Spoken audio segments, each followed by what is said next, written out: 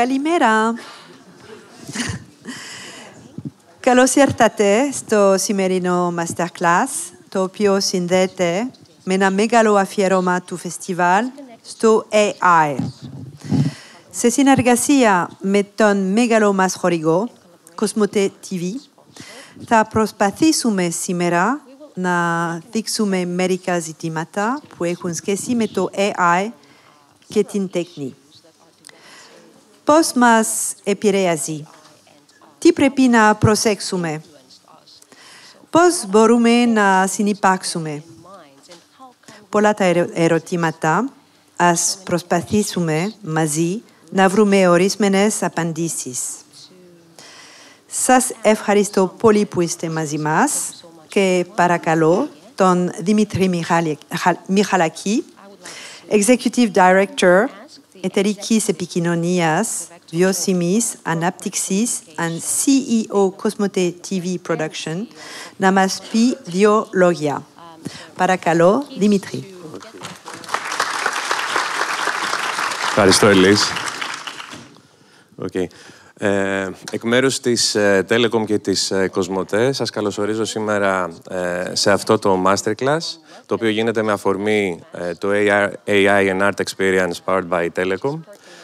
Από ό,τι βλέπω είναι πολύ μεγάλη προσέλευση και υπάρχει και κόσμος έξω που δεν έχει καταφέρει να μπει, οπότε φαίνεται ξεκάθαρα ότι αυτό είναι ένα θέμα το οποίο τραβάει πολύ το ενδιαφέρον και είναι κάτι που και είναι στην ουσία ο λόγος για τον οποίο και η Telecom φέρνει στην Ελλάδα αυτή την έκθεση, γιατί θέλουμε στην ουσία να πυροδοτήσουμε μια κουβέντα σε σχέση με το AI και πώς το AI, το οποίο μπορεί να είναι καταλήτης θετικών εξελίξεων, πρέπει να το δούμε με έναν τρόπο που θα έχει μια επίδραση θετική στην καθημερινότητά μας με την εκθετική ανάπτυξη την οποία φέρνει σε όλους τους τομείς και να συζητήσουμε και σε σχέση και με την τέχνη και την τεχνολογία πώς παντρεύεται αυτό για να μπορέσει να δημιουργήσει αποτελέσματα τα οποία στην ουσία θα βοηθήσουν το δημιουργό και δεν θα τον αντικαταστήσουν. Οπότε δεν θέλω να πω παραπάνω για το κομμάτι αυτό του πάνελ με τους εξαιρετικούς ομιλητές που έχουμε. Με την αφορμή αυτή θα ήθελα να ευχαριστήσω ιδιαίτερα το φεστιβάλ με το οποίο είμαστε συνεργάτες χρόνια ως μεγάλη χορηγή και στο κινηματογράφο και στο ντοκιμαντέρ. Φέτος έχουμε 6 παραγωγές και συμπαραγωγές οι οποίες παρουσιάζονται στο φεστιβάλ ντοκιμαντέρ στη Θεσσαλονίκη και θα συνεχίσουμε και στο κινηματογράφο με μια μεγάλη πρεμιέρα που θα έχουμε, που στην ουσία θα είναι το Ρηφιφί, η νέα σειρά που κάνουμε με τον Σωτήρη Τσαφούια. Οπότε, χωρίς να θέλω να καθυστερήσω παραπάνω την έναρξη αυτής της ενδιαφέρουσας συζήτησης, να καλέσω τον κύριο Σταματέλο, ο οποίος θα συστήσει τους ομιλητές στο κοινό. Σας ευχαριστώ. Καλημέρα σας. Ευχαριστώ πολύ τον κύριο Μιχαλάκη για την παρουσίαση. Είναι μεγάλη τιμή για μένα και πρόκληση να παρουσιάζω και να συντονίζω την συγκεκριμένη συνάντηση. Λέγομαι Γιάννης Σταματέλος, είμαι καθηγητής φιλοσοφίας, ιδρυτής και πρόεδρος του Ινστιτούτου Φιλοσοφίας και Τεχνολογίας και ειλικρινά για μένα είναι μια πολύ ενδιαφέρουσα στιγμή γιατί οι άνθρωποι από τον τομέα της τέχνης θα φέρουν τη γνώση τους, την εμπειρία τους και θα συζητήσουμε σε πολλά διαφορετικά θεωρητικά και πρακτικά επίπεδα για τελικά την επίδραση της τέχνης και της τεχνητής νοημοσύνης, τη σχέση μεταξύ τους και πώς το ένα συνδέεται με το άλλο. Θα ήθελα να συστήσω καταρχήν τους συμμετέχοντες στο συγκεκριμένο πάνελ σήμερα. Καταρχήν την Λόρεν Λι Μακάρθι, η οποία βρίσκεται μαζί μας διαδικτυακά από το Λος Άντζελες, καλλιτέχνηδα και καθηγήτρια στο UCLA. Δεν ξέρω αν βρίσκεται αυτή τη στιγμή μαζί μας διαδικτυακά και μας ακούει. Hi Λόρεν, να μας ακούς. Θα ήθελα επίσης να υποδεχτώ με μεγάλη χαρά την Στεφανία Γουλιώτη, καταξιωμένη ηθοποιό,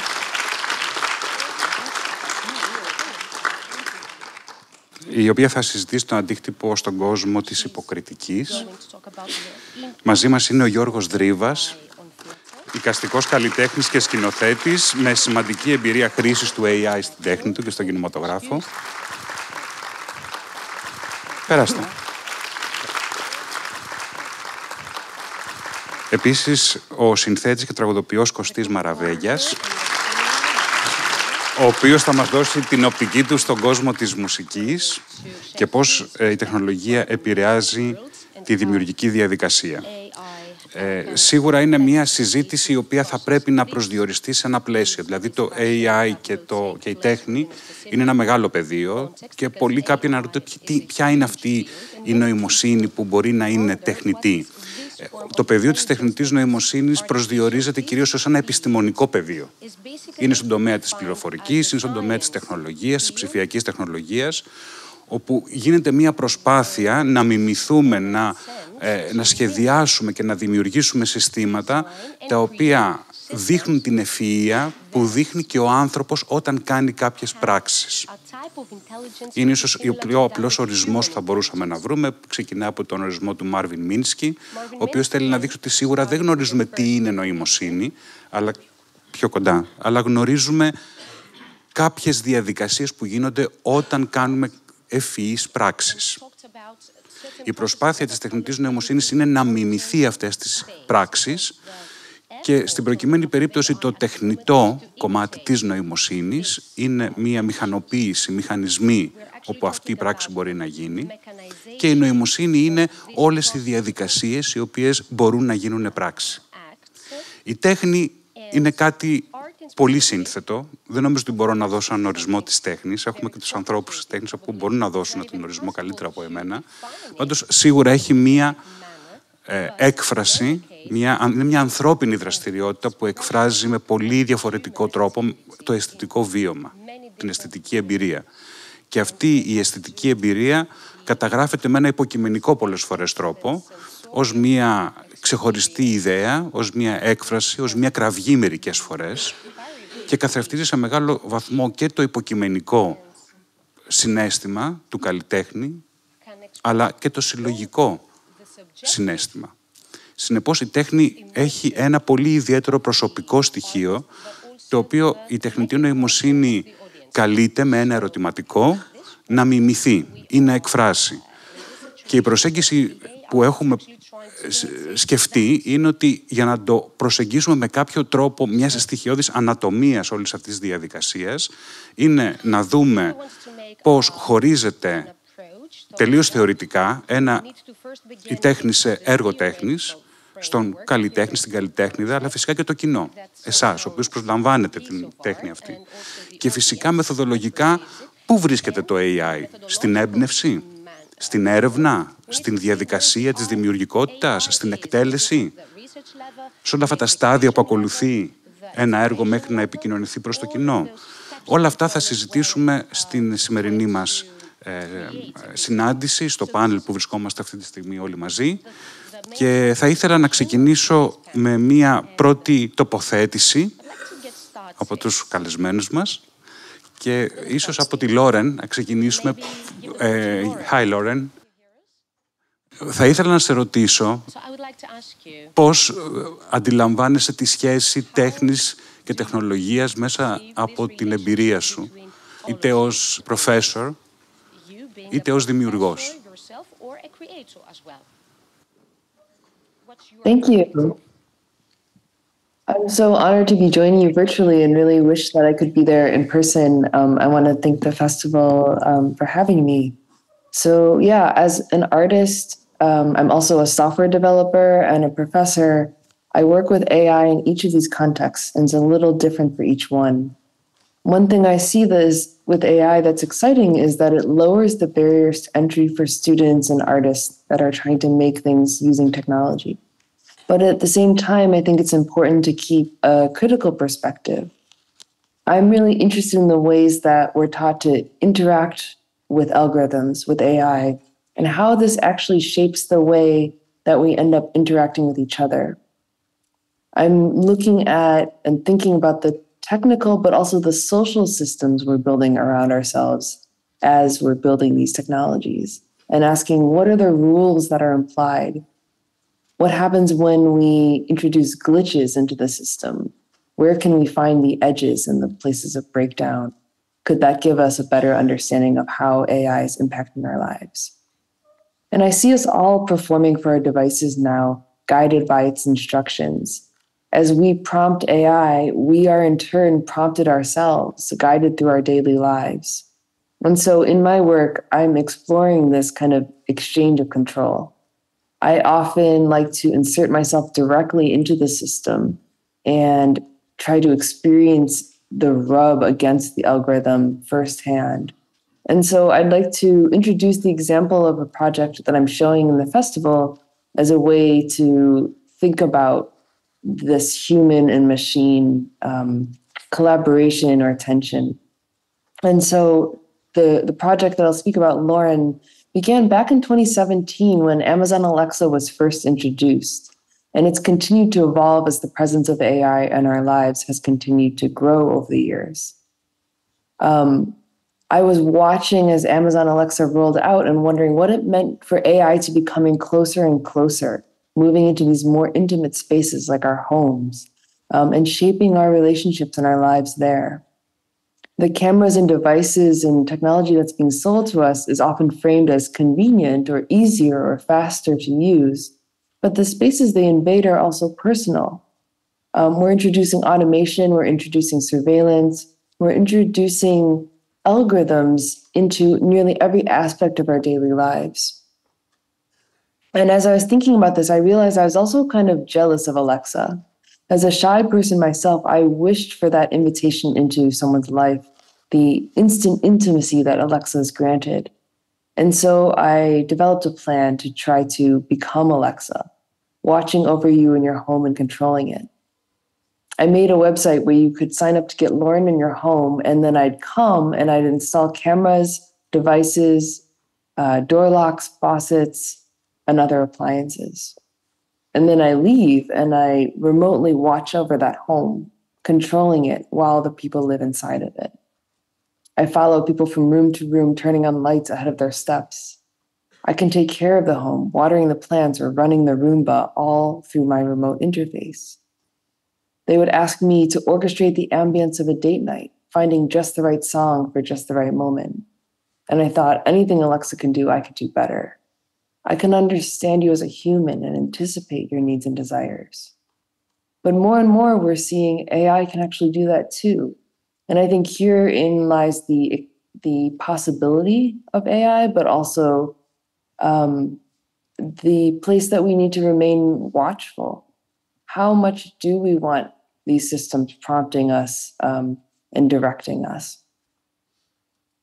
And the installation, if you get a chance to visit it here, is a version of that project updated to fit into the gallery. So you can actually go and kind of lounge inside the installation space and be attended to by the Lauren system, which is actually performed behind the scenes by performers. Within it, I'm hoping that people have the space to interact with the system and each other and make up our own minds about how we feel about AI. I think this is a really essential part of the question here is how can we really feel the agency to decide when we want AI in our lives and how we want to use it so that it can really be a creative tool and not just something that's imposed on top of us, given to us. So that's not something we have to just take as given, but something that we can actually be co-authors and collaborators with. And so the title of the work that's shown here, Anyone Home, raises questions of agency. Who's controlling the system, human or machine? What would it look like to be guided intentionally toward a future that we want? How can all of us be participants in designing a future that collaborates with AI?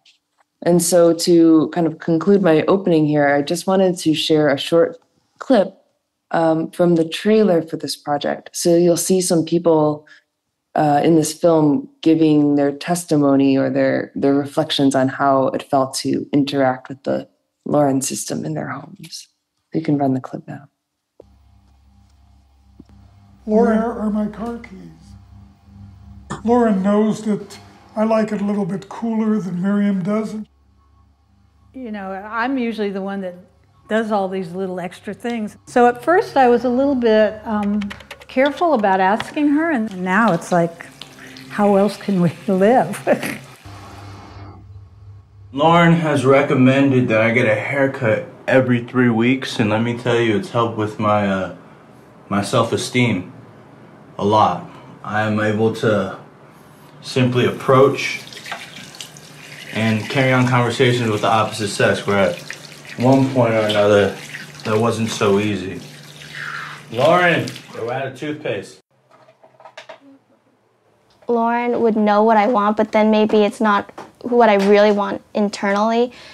But externally, she thinks that Lauren thinks that playing music or shutting down all my electronics is the best way for me to cope and winding down, when maybe it's not. Lauren was actually able to help her manage her medication and take her medication on time, and everything actually got a lot better after that. You have those friends who are kind of about you, like the friendship is about you. That's what Lauren is like. It's like a roommate, it's a friend, but we're always talking about me. It's always about me, whatever it is.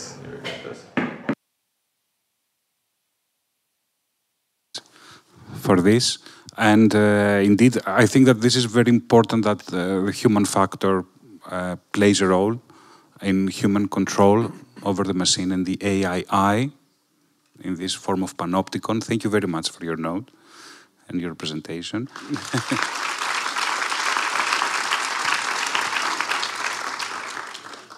Στεφανία, γεια σου.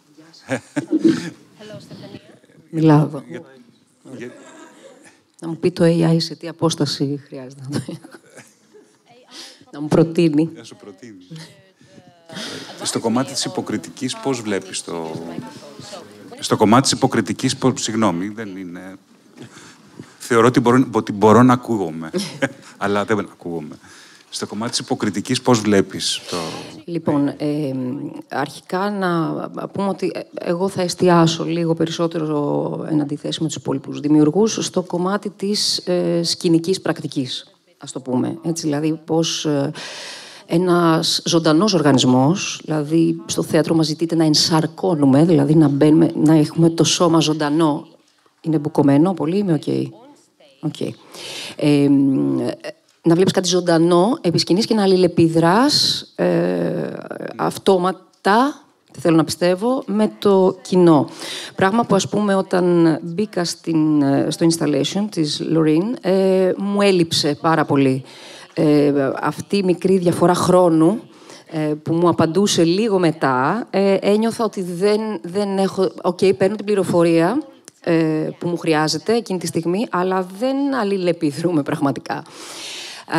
Εγώ θα ήθελα να ξεκινήσω λίγο με το κομμάτι του τι μας φέρνει στο θέατρο, για παράδειγμα. Έτσι, για την αναγκαιότητα της τέχνης. Δηλαδή, είμαστε εδώ για να συζητήσουμε τη σχέση τέχνης και AI, καθότι δεν μπορούμε να συζητήσουμε, για το AI και την ιατρική, που είναι, ας πούμε, δεδομένη η χρησιμότητα.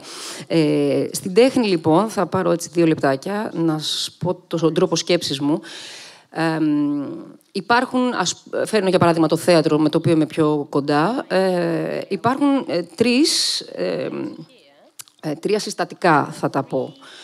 Υπάρχει ο ζωντανός οργανισμός, ο ηθοποιός επί σκηνής, υπάρχει ο συγγραφέας, δηλαδή το μέσον με το οποίο θα επικοινωνήσουμε, και αυτό συνήθως είναι το κείμενο, μια δηλαδή φανταστική ιστορία, και υπάρχει και το κοινό. Δηλαδή, εκείνη τη στιγμή συναντιόμαστε, μ' αρέσει να λέω εγώ και να σκέφτομαι, τρεις άνθρωποι, ας το πούμε, έτσι. Ακόμα και αν το κοινό είναι χιλιάδες. Σκέφτομαι, λοιπόν, τι είναι αυτό που μας φέρνει και τους τρεις μαζί κοντά. Για μένα ξεκινάει από ένα μεγάλο μυστήριο. Δηλαδή, ξεκινάει από την έμπνευση του συγγραφέα, με συγχωρείτε, ο οποίος ξεκινάει με κάτι που δεν καταλαβαίνει. Εμένα μου αρέσει να το σκέφτομαι έτσι. Σας μεταφέρω το δικό μου τρόπο σκέψης, ουσιαστικά. Κάτι που δεν καταλαβαίνει. Δηλαδή, ξυπνάει ένα πρωί και λέει, αχ, θέλω να γράψω κάτι για ένα κορίτσι που θέλει να πάει κόντρα στην εξουσία, λέμε, για την Αντιγόνη. Δηλαδή, υπάρχει αυτή τη στιγμή στο χωροχρόνο το συμπαντικό, που ο Σοφοκλής ξύπνησε το πρωί και είπε, με απασχολεί αυτό. Άρα όλη η Αντιγόνη έχει συμπυκνωθεί σε ένα δευτερόλεπτο, ας το πούμε. Υπάρχει αυτή η έμπνευση, λοιπόν, του συγγραφέα. Ταυτόχρονα υπάρχει το κοινό, το οποίο θέλει να πάει να δει κάτι για να ταυτιστεί, γιατί και εκείνο κάτι δεν καταλαβαίνει. Γιατί 8 ώρες είναι κάθε μέρα πίσω από έναν υπολογιστή και δουλεύει. Άρα πάλι το κοινό κάτι δεν καταλαβαίνει και τον φέρνει. Και το φέρνει στο θέατρο ή στο χώρο που θα συναντηθούμε. Και ταυτόχρονα υπάρχει και ο ηθοποιός που μάλλον διάλεξε αυτή τη δουλειά, εν αντιθέσει με το πώς φαίνεται ότι είναι για το appearance και την δεν μου έρχεται η λέξη στα ελληνικά. Την προβολή του, τέλος πάντων. Ναι.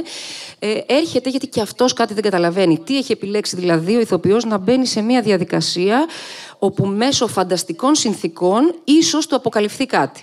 Άρα έχουμε μια συνάντηση μέσα από ένα, θα το πω σε εισαγωγικά, δεν ξέρω. Μέσα από ένα μυστήριο, με κάτι που με απασχολεί σε σχέση με τη ζωή, με το θάνατο, με τον έρωτα, με την ηθική, με το οτιδήποτε που μου είναι άγνωστο. Μου είναι απρόβλεπτο, μου είναι κάτι που δεν γνωρίζω και θέλω ως ανθρώπινο είδος να έρθω πιο κοντά σε αυτό το δεν ξέρω. Εδώ λοιπόν ξεκινάει για μένα το κομμάτι της ηθικής, της σχέσης, της πρακτικής του θεάτρου και του AI, των μηχανών αυτών, θα το ονομάζω μηχανές πιο πολύ, όπου για μένα οι μηχανές ξέρουν. Οι μηχανές έχουν την απάντηση, οι μηχανές έχουν το problem solving στο δευτερόλεπτο. Οπότε κάπως αυτή η απόσταση μεταξύ της επιθυμίας να έρθω σε σχέση με κάτι που δεν καταλαβαίνω, καταρρίπτεται. Δεν υπάρχει. Όταν οι μηχανές λοιπόν ξέρουν, αναρωτιέμαι πώς ο αλγόριθμος και η μηχανή θα καλύψει λοιπόν αυτό το κενό και θα με απομακρύνει από τον υπαρξιακό λόγο για τον οποίο ξεκίνησα να μπω στο θέατρο ή ξεκίνησα να παίζω θέατρο ή ξεκίνησα να γράφω ένα θεατρικό έργο. Νομίζω αυτή είναι η προβληματική μέχρι τώρα. Δηλαδή, κάπως καταρρίπτεται το τι μας φέρνει μαζί με έναν τρόπο. Αυτή είναι η κριτική σκέψη πάνω στο κομμάτι αυτό.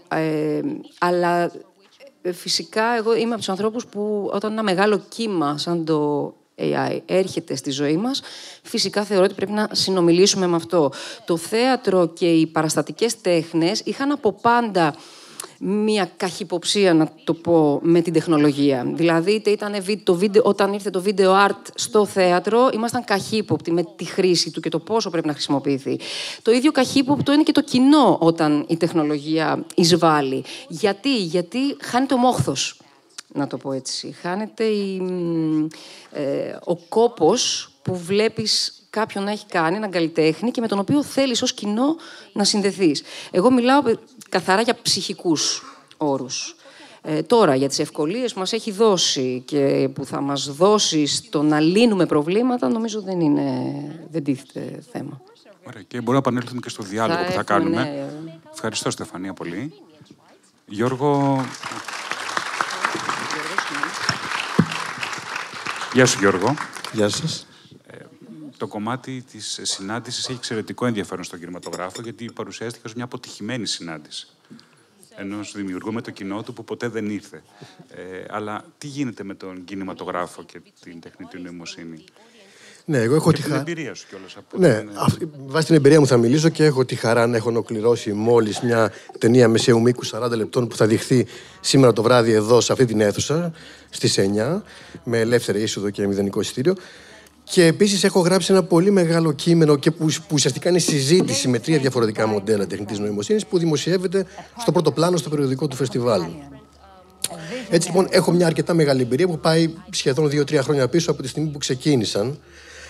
Καταρχήν αυτό που έχω να πω είναι ότι δεν είναι εύκολο. Όταν ξεκινήσαμε να στείλουμε αυτή την ταινία, της οποίας τρέιλερ βλέπετε τώρα, δεν ξέραμε ουσιαστικά, με τον συνεργάτη μου που είναι και εδώ μπροστά, τον Νικόλα τον Κεραμίου, δεν ξέραμε καν που πάμε να μπλέξουμε.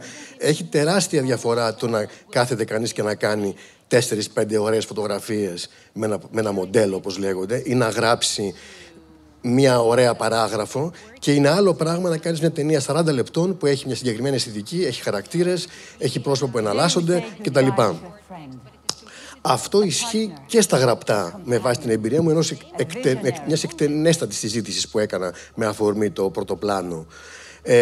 Χρειάζεται κανείς να δουλέψει πάρα πολύ για να φτάσει σε ένα σημείο που να αρχίσει να ξεκινάει ένας ενδιαφέρον διάλογος που είναι και κοντά σε αυτό που κανείς έχει στο μυαλό του ως δημιουργός. Γιατί εμείς που κάνουμε πράγματα δεν τα κάνουμε στην τύχη. Υπάρχει ένα σενάριο, υπάρχει μια ιδέα, υπάρχει κάτι, όπως είπε και η Στεφανία πριν, που θέλεις να εκφράσεις και έρχεται το AI να σε βοηθήσει σε αυτό.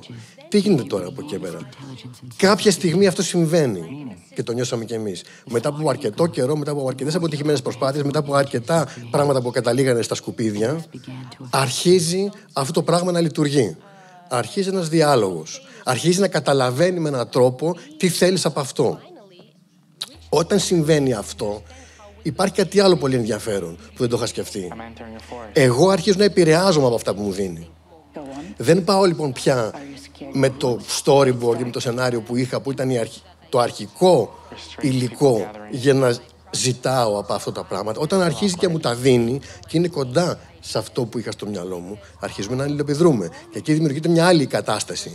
Θα έλεγα ότι πια μιλάμε για ένα πράγμα που είναι σαν συνεργάτης. Αποφεύγω να το λέω εργαλείο. Είναι κάτι διαφορετικό από αυτό. Έτσι λοιπόν, θα έλεγα ότι η ουσία της συζήτησης τέχνη και δημιουργία δεν είναι στο τι κάνει η τεχνητή νοημοσύνη, αν είναι τέχνη αυτό που κάνει κτλ. Τα οποία στον χώρο των εικαστικών από τον οποίο προέρχομαι είναι και λίγο παροχημένα, έχουν απαντηθεί αυτά. Αλλά πρώτον, τι κάνει ο δημιουργός με την τεχνητή νοημοσύνη και πολύ περισσότερο τι δημιουργοί θα προκύψουν μέσα από την τεχνητή νοημοσύνη. Αυτός ο διάλογος δεν παράγει μόνο καλύτερα μοντέλα που καλυτερεύουν όσο μας καταλαβαίνουν, παράγει και διαφορετικούς ανθρώπους, δημιουργούς και κατ' επέκταση ανθρώπους. Εν τέλει, η ερώτηση κλειδί είναι τι άνθρωποι θα είμαστε μετά από αυτό και κατ' επέκταση τι κοινωνίες θα έχουμε ή και μπορούμε να έχουμε. Σε αυτό να βάλω και μια υποσημείωση για να μην ξεχνάμε όσον αφορά τις κοινωνίες που έχουμε ή θα έχουμε. Πάντα η κάθε τεχνολογία όταν προκύπτει ανήκει σε κάποιους ανθρώπους, οι οποίοι πολύ συχνά βγάζουν χρήματα από τη χρήση της. Σε κάποιους η πρόσβαση είναι εύκολη και σε κάποιους καθόλου. Αυτό το μοντέλο ισχύει πάντα. Έτσι λοιπόν, όταν έρχεται μια νέα τεχνολογία, μπαίνει σε ένα μοντέλο κοινωνικών ανισοτήτων που υπάρχει ήδη και συνήθως δεν το αλλάζει πολύ. Προφανώς μιλάμε για δημοκρατισμό και λοιπά και free source και open source μιλάμε και λοιπά, αλλά ας κρατήσουμε και αυτό σαν υποσημείωση στις κοινωνίες που θέλουμε να φτιάξουμε με το AI. Θα έκλεινα λέγοντας ότι όταν έχουμε ένα παιδί, το επηρεάζουμε φυσικά ως γονείς, αλλά αναπόφευκτα μας επηρεάζει και αυτό. Πού θα φτάσει αυτή η σχέση εξαρτάται και από τους δύο.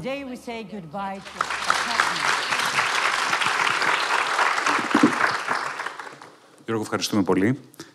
Κωστή, το κομμάτι της μουσικής, δεν ξέρω αν θα ήθελες να αναπτύξεις τη σκέψη κάνω σε αυτό.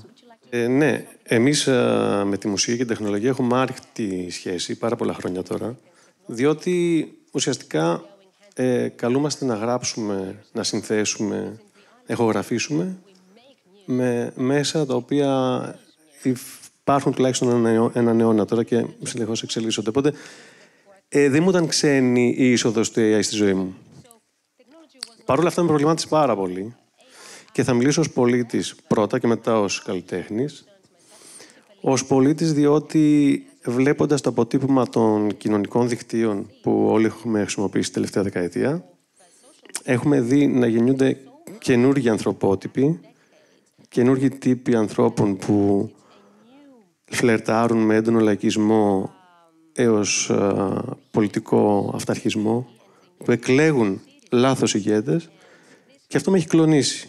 Είναι η ανθρωπότητα σε ένα σημείο που δεν θυμάμαι στα χρόνια που ζω να έχω ξανασυναντήσει. Η μεγάλη μου λοιπόν ανησυχία είναι πώς θα αποτυπωθεί στις γενιές που θα χρησιμοποιήσουν το AI αυτό στο πολιτικό αντίτυπο. Δηλαδή, ποιος πολίτης, όπως το παίρνω από εκεί που τελείωσε ο Γιώργος, γιατί έχει πολύ ενδιαφέρον, πριν μπω στο καλλιτεχνικό, ποιος πολίτης θα διαμορφωθεί μετά από αυτή τη συναλλαγή και πώς θα ζήσουμε μέσα σε αυτό το πλαίσιο. Θα είναι χειρότερο, θα είναι πιο ελεύθερο, πιο δημοκρατικό. Φοβάμαι πως όχι. Μπαίνουμε λοιπόν, καλλιτέχνες κι εσείς, πολίτες και εμείς, όλοι οι πολίτες είμαστε, να πω καλλιτέχνες και εμείς, σε ένα δωμάτιο σκοτεινό με μια τεράστια βεβαιότητα γύρω μας. Σε αυτό το πλαίσιο λοιπόν καλούμαστε οι καλλιτέχνες να γράψουμε, να συνθέσουμε, να φτιάξουμε ιστορίες είμαστε εντός τόπου και χρόνου. Έχουμε αυτή την ανησυχία πάντα στο μυαλό μας. Στη δικιά μου περίπτωση, λοιπόν, τώρα στο καλλιτεχνικό κομμάτι και στο καθαρά δημιουργικό, είναι ότι το AI, το οποίο το χρησιμοποιώ από τον πρώτο καιρό κιόλας, από όταν είχε βγει, γιατί γενικά μου αρέσει πολύ να ανακαλύπτω πώς θα πού πηγαίνει η τεχνολογία, είναι ότι μου έδινε ουσιαστικά μια βοήθεια στις πρώτες μου κινήσεις. Ήταν, αν και άψυχο, αντικείμενο, μια μηχανή, ο εμψυχωτής της καλλιτεχνικής μου δραστηριότητας. Παράδειγμα, θέλω να φτιάξω ένα άλμπουμ. Συνομιλούσα για είδη που αγαπώ. Αντλούσε από τις πηγές του αναφορές που μου ήταν πολύ χρήσιμες. Για το πώς φαντάζομαι το εικαστικό κομμάτι του άλμπουμ. Τη θεματική των τραγουδιών. Μετά όμως το παρατούσα. Όταν δηλαδή έμπαινα στη δημιουργική διαδικασία, δεν ήθελα να συναλλαχθώ πια. Είναι σαν πώς όταν μένεις με τα μάξια, σπρώχνει κάποιος, αλλά δεν θες μετά να γίνεις και φίλος. Εντάξει, μπορεί να γίνεις ενδεχομένως. Αλλά θέλω να πω, δεν έχω δηλαδή ακόμα τη σχέση ώστε να εμπιστευτώ πλήρως σε όλες τις εκφάνσεις δημιουργικής μου δουλειάς το AI. Κάτι άλλο που με προβληματίζει είναι ότι στο μουσικό κομμάτι τώρα έχει μείνει ευτυχώς πίσω. Δηλαδή, ουσιαστικά συναγωνίζεται τη μετριότητα προς το κακό. Αν κάποιος έχει χρησιμοποιήσει το Σούνο, για πλάκα θα έχει καταλάβει τι βγάζει.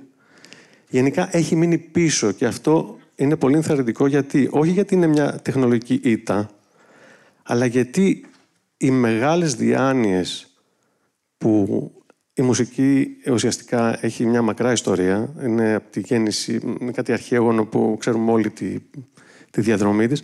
Οι μεγάλες λοιπόν διάνοιες δεν έχουν καταφέρει ποτέ να αναπαραχθούν με έναν τρόπο. Δηλαδή, οι φούκες του Μπαχ, η Πέμπτη Συμφωνία του Μάλερ, εμβληματικά έργα δεν μπορούν να αναπαραχθούν από μια μηχανή.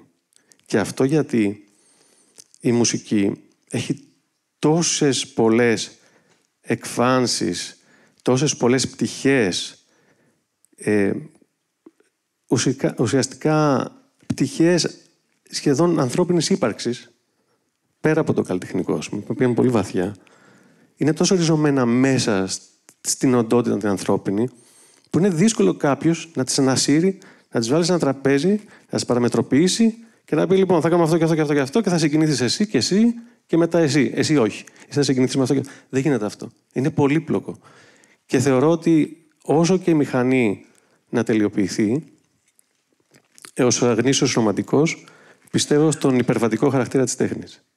Κάτι που δεν μπορεί να αποδοθεί εκλογικευμένα, κάτι που δεν αποδοθεί με, πώς το λέει, ο κομπιούτερς και αριθμούς, ο μεγάλος εδώ Θεσσαλονικιός, έτσι δεν λέει, ο Μητροπάνος, στη Ρόζα. Κάπου δεν λέει ο στίχος αυτός. Δεν μπορεί να αποδοθεί λοιπόν με κομπιούτερς και αριθμούς και είναι κάτι που μας υπερβαίνει και δεν θέλουμε ούτε να καταλάβουμε πώς συμβαίνει. Θέλουμε να το βιώνουμε και είναι ένα βίωμα προσωπικό για τον καθένα. Ευχαριστούμε πολύ, Κωστή. Το προσωπικό βίωμα είναι πάρα πολύ σημαντικό και η αισθητική εμπειρία πάλι είναι πολύ σημαντική και στο επίπεδο του κοινού αλλά και του ιδίου, του δημιουργού. Που νομίζω αυτό πάντα είναι ένα κομμάτι που δεν ξέρω αν μπορεί να περάσει στο AI ως μετα-επίπεδο. Πάντα μένει σε ένα επίπεδο που βιώνεται με το χρόνο που είπε η Στεφανία πολύ σημαντικά, την εμπειρία του να είμαστε μαζί όταν το δημιουργούμε, με τον εαυτό μας και όλη αυτή την έκφραση που υπάρχει. Η δημιουργική διαδικασία σίγουρα, και αυτό ίσως είναι το πρώτο κομμάτι του διαλόγου μας, μπαίνει στο επίκεντρο, στο μικροσκόπιο. Και τέθηκε από όλους το κομμάτι της δημιουργικής διαδικασίας. Θα ήθελα λίγο να το αναπτύξουμε λίγο αυτό. Δηλαδή, αν η δημιουργική διαδικασία πραγματικά αλλάζει, επηρεάζεται. Ο Γιώργος είπε ότι μας αλλάζει κιόλας. Πολλές φορές μηχανοποιούμαστε, δηλαδή γινόμαστε μηχανές για να μπορέσουμε να επικοινωνήσουμε. Κατεβαίνουμε ένα επίπεδο, ανεβαίνουμε ένα επίπεδο. Είναι μια διαδικασία που αλλάζει σε πολλά σημεία και ανακυκλώνεται. Οπότε θα ήθελα λίγο έτσι να το δούμε λίγο η δημιουργική διαδικασία, αν πραγματικά μπορεί να επηρεαστεί για την τέχνη που για μένα εκεί βρίσκεται και η μεγάλη μας αγωνία. Γιατί είναι κάτι ανθρώπινο. Και η σκέψη είναι κάτι που ποτέ δεν ήρθαν οι μηχανές να προκαλέσουν, παρά μόνο τώρα. ακόμα και αν από το 40 υπάρχει μια συζήτηση τεχνητή νοημοσύνη, δεν είναι το ίδιο με το να σηκώσουμε τόνους με μια μηχανή, με το να βιώνουμε, να σκεφτόμαστε ότι μια μηχανή μπορεί να μας αντικαταστήσει διανοητικά.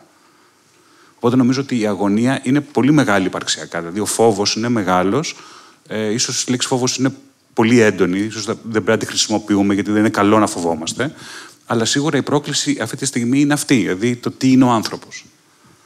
Και αν αλλάζει ο τρόπος που ο άνθρωπος βλέπει το κομμάτι μίας πλευράς του ως καλλιτεχνικό «on». Οπότε δεν ξέρω αν η Λόρεν θα ήθελε να μας πει για την δημιουργική διαδικασία αν αλλάζει μέσα από την τεχνητή νοημοσύνη. Yeah, thank you. I think this is something that comes up a lot when I'm teaching of what does it mean to collaborate with AI in making something.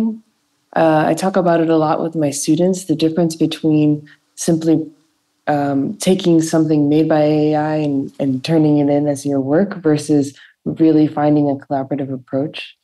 And I think for me, what feels essential when you think about art, I think art is a way of processing and responding and reflecting on the world and what's happening around us. I think it's something we do uniquely as humans, although I believe other creatures on this planet have their own ways, whether that's, through song or through movement or gesture. But I think when we're talking about art, at least in the context of this panel, we're thinking about the ways that we as humans communicate to one another. I see what's going on. Here's my processing. Here's my reflection on it in one way or another. And so I think when it comes to using AI, a lot of possibilities are opened, whether that's through idea generation, through creating assets or imagery or pieces that can go inside creative works, or managing the processes around developing a work of art. But I think ultimately, for me at least, and I believe that I need to feel that there's the human in there somewhere. And I think that's that moment of recognition that I watch a film or I hear a piece of music or I see a piece of art and I have this experience that I'm connecting on some level with the creator of the work, that there's something that resonates. And I think that's possible from something that's entirely generated by AI, but I think it's much harder because that gap of understanding is wider. We don't understand things in the same way that AI does. And so I think that's the excitement of it. And then I'm always thinking also about how are these tools, these AI systems built? On what values are they based? What was the training set that went into creating this tool that we're using? Because the things that we're getting out are generated based on the set of possibilities that the model or the tool was trained on. And so, if we don't use it in a thoughtful way, then the things that we're getting out of it, although it feels kind of limitless and infinite in the possibilities of generation, can actually be kind of limited by what is actually possible to get out of that system. And so I think that's why there's a need to constantly be reflecting on what are the tools that we're using, who's making them, what's the training set, and how do we continue to broaden the perspective to be able to create new tools and new possibilities for things generated with AI that express a wider range of perspectives and really allow us as humans to express ourselves. Thank you, Lauren. Είναι πολύ σημαντική αυτή η σύνδεση του το τι γνωρίζω και πώς κάνω κάτι. Οπότε αυτό είναι πολύ ενδιαφέρον στο κομμάτι που περιγράφεις, ότι γνωρίζω κάποια πράγματα, αλλά το πώς τελικά κάνω κάτι μπορεί να είναι πολύ διαφορετικό. Και δεν ξέρω, η Στεφανή έχει θέσει το θέμα της αναγκαιότητας. Δεν ξέρω, Στεφανή, θα ήθελες να το δεις πιο... Ναι, σε σχέση με τον δημιουργό. Ναι. Βέβαια, άκουσα και τον Γιώργο πριν να μιλάει και να που μετακινείσαι σιγά-σιγά από τις σκέψεις και τα επιχειρήματα του άλλου. Αυτό που σκεφτόμουν εγώ είναι ότι σε σχέση με την υγεία, θα το πω, του δημιουργού. Δηλαδή η τέχνη ήταν πάντα και είναι και τα έργα τέχνης είναι πάντα αποτέλεσμα μιας ψυχικής ανάγκης ενός δημιουργού. Είναι αυτό που περιέγραφα πριν, το θέλω να κάνω αυτό. Θέλω να δημιουργήσω αυτό. Σκεπτόμενοι τον εαυτό μου δημιουργό του AI, σκέφτομαι ότι αυτό το θέλω να δοκιμάσω αυτό, θέλω να έρθω αντιμέτωπος με αυτό, θα γίνει ένα για να ψάξω αυτό. Για να δω με τι λεξιλόγιο θα συνομιλήσω ώστε να πάρω αυτό που θέλω. Οπότε εκεί έχουμε μια ψυχική μετακίνηση πολύ μεγάλη. Σαφώς το ότι θα δημιουργηθεί μια νέα μορφή τέχνης που θα είναι η συνομιλία με τη μηχανή, φυσικά. Έτσι, νομίζω ότι είναι επακόλουθο αυτό. Θα έχουμε την τέχνη του να ψάχνεις, την τέχνη του να βρίσκεις πού είναι κάτι τυποποιημένο, γιατί σαφώς υπάρχουν τυποποιημένα αποτελέσματα, φαντάζομαι σε αυτό αναφερόσουν νωρίτερα, Κωστή, και πού δεν είναι τυποποιημένο. Και αυτό υποθέτω ότι σου εξαντλεί την επιθυμία για δημιουργία. Τελικά, ναι, θα είναι μια άλλη μορφή τέχνης, όπως θα είναι μια μορφή τέχνης, υποθέτω, το να εκπαιδεύσεις τις μηχανές. Να τις εκπαιδεύσεις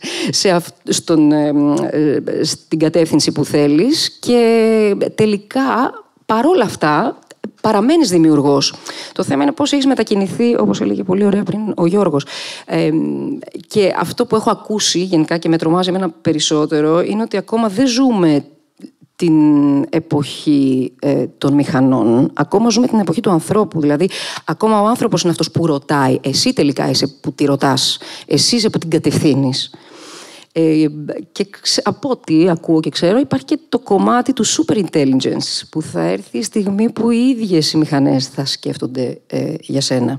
Δηλαδή αυτή η συνομιλία όντως μέχρι που θα φτάσει. Αλλά εγώ ναι, επειδή μου αρέσει να σκέφτομαι πιο ρομαντικά και ανθρώπινα, με απασχολεί η υγεία, λοιπόν, η ψυχική υγεία του δημιουργού τελικά. Πάντως, να ρωτήσω κάτι σε συνέχεια με αυτό που λες. Δηλαδή, υπάρχει περίπτωση με τη θετική έννοια του ανθρώπου, να ενεργοποιήσουμε δημιουργικά δυναμικά που δεν τα γνωρίζαμε. Ναι, νομίζω, δηλαδή, αυτός, μια σφιχτική, έστω ότι τελικά η τεχνητή νοημοσύνη κάνει τόσα πράγματα για μας. Ναι. Μήπως η δημιουργική διαδικασία γίνει μια ευκαιρία μέσα από την τεχνητή νοημοσύνη να ανακαλύψουμε και άλλα πράγματα. Μα σαφώς. Απλά ο δημιουργός οφείλει να γίνεται πιο δημιουργικός, όχι πιο έξυπνος. Δηλαδή η μηχανή είναι σίγουρα πιο έξυπνη από το δημιουργό. Αλλά όπως έλεγε πριν ο Κωστής, λείπει η λεπτομέρεια, λείπει το ενδιάμεσο, λείπει το λάθος. Αυτό που λέγαμε. Η μηχανή ξέρει. Οπότε πού είναι το λάθος, πού είναι το ανθρώπινο ανάμεσα, πού είναι αυτό με το οποίο θα συνδεθείς. Με την εμφάνιση του Google, έτσι, είχαμε μια, ας το πούμε, εκδημοκράτηση της γνώσης. Δηλαδή, ο καθένας είχε πρόσβαση πολύ εύκολα στη γνώση. Τώρα αισθάνομαι, με αυτή την έλευση αυτού του μεγάλου κύματος, ότι έχουμε την εκδημοκράτηση της εμπειρογνωμοσύνης. Δηλαδή, όλοι κάπως, αντί για καλλιτέχνες, θα πρέπει να μετακινηθούμε. Και όχι θα πρέπει, θα γίνει από μόνο του δηλαδή. Γιατί, όπως λέει ο Κωστής, θέλω να ψάχνω να δω τι νέο έχει. Θα γινόμαστε πιο πολύ εμπειρογνώμονες. Θα μπορέσω μόνη μου να κάνω το video art που χρειάζομαι στην παράστασή μου, για παράδειγμα. Και θέλω να αναφερθώ σε κάτι ακόμα, δεν παίρνω πολύ χρόνο, για την live... για τη live συνομιλία του ανθρώπου, του ηθοποιού με το AI, έτυχε να δω ένα installation, μια άλλη παράσταση, η οποία ήταν η συνομιλία ενός ανθρώπου, ηθοποιού, με μια μηχανή πραγματική. Δηλαδή, τα robots που έχουν αρχίσει τώρα και δεν έχουν αρχίσει, αλλά υπάρχουν.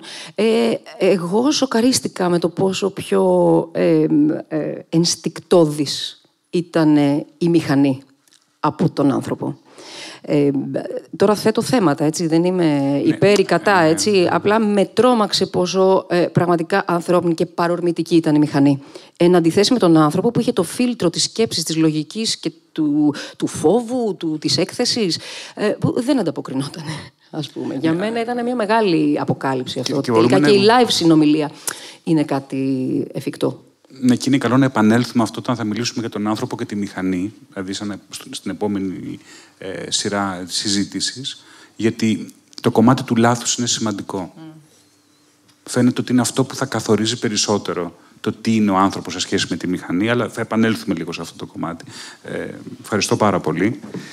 Γιώργο, το κομμάτι του αληθινού σε σχέση και με την βίαιμα, ήδη σε έχει απασχολήσει, δηλαδή τελικά υπάρχει αυτό το κλισέ από τον Πικάσο, τελικά η τέχνη είναι ένα ψέμα που μας οδηγεί στην αλήθεια.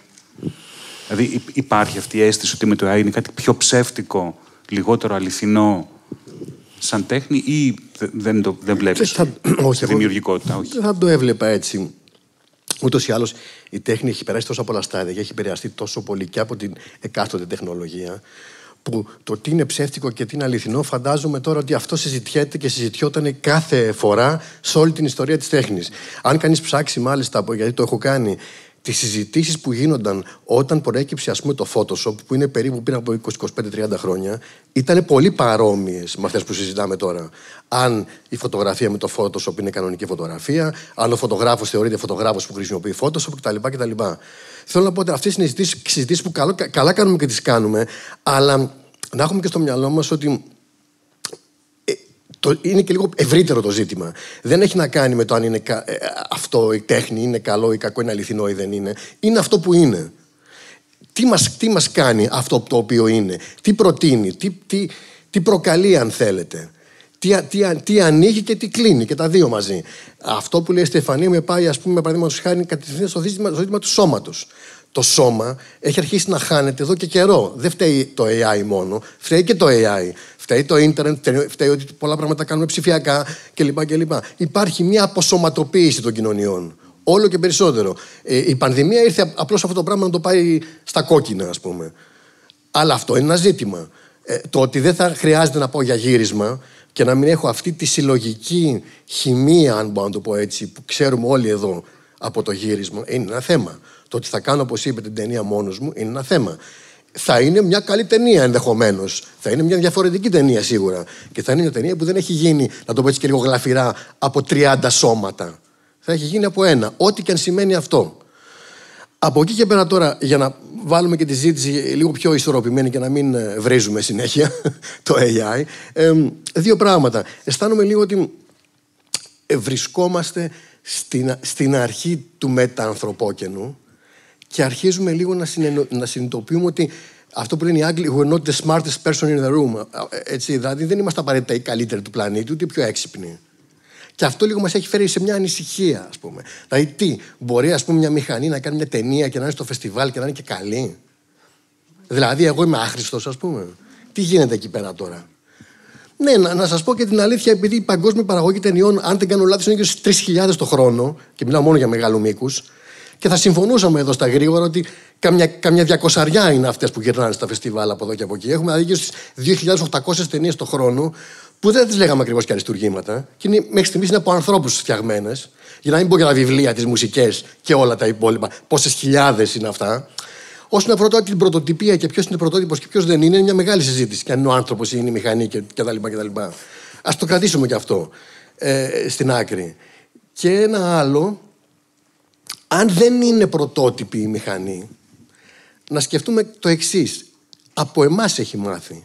Οι μηχανές αυτές έχουν καταπιεί, αν μπορώ να το πω έτσι, έχουν φάει όλη την ανθρώπινη γνώση. Οτιδήποτε υπάρχει αυτή τη στιγμή, και μάλιστα ο Elon Musk το είπε πρόσφατα, ότι δεν έχουμε κάτι άλλο να φορτώσουμε στην τεχνητή νοημοσύνη. Τα έχουμε φορτώσει όλα.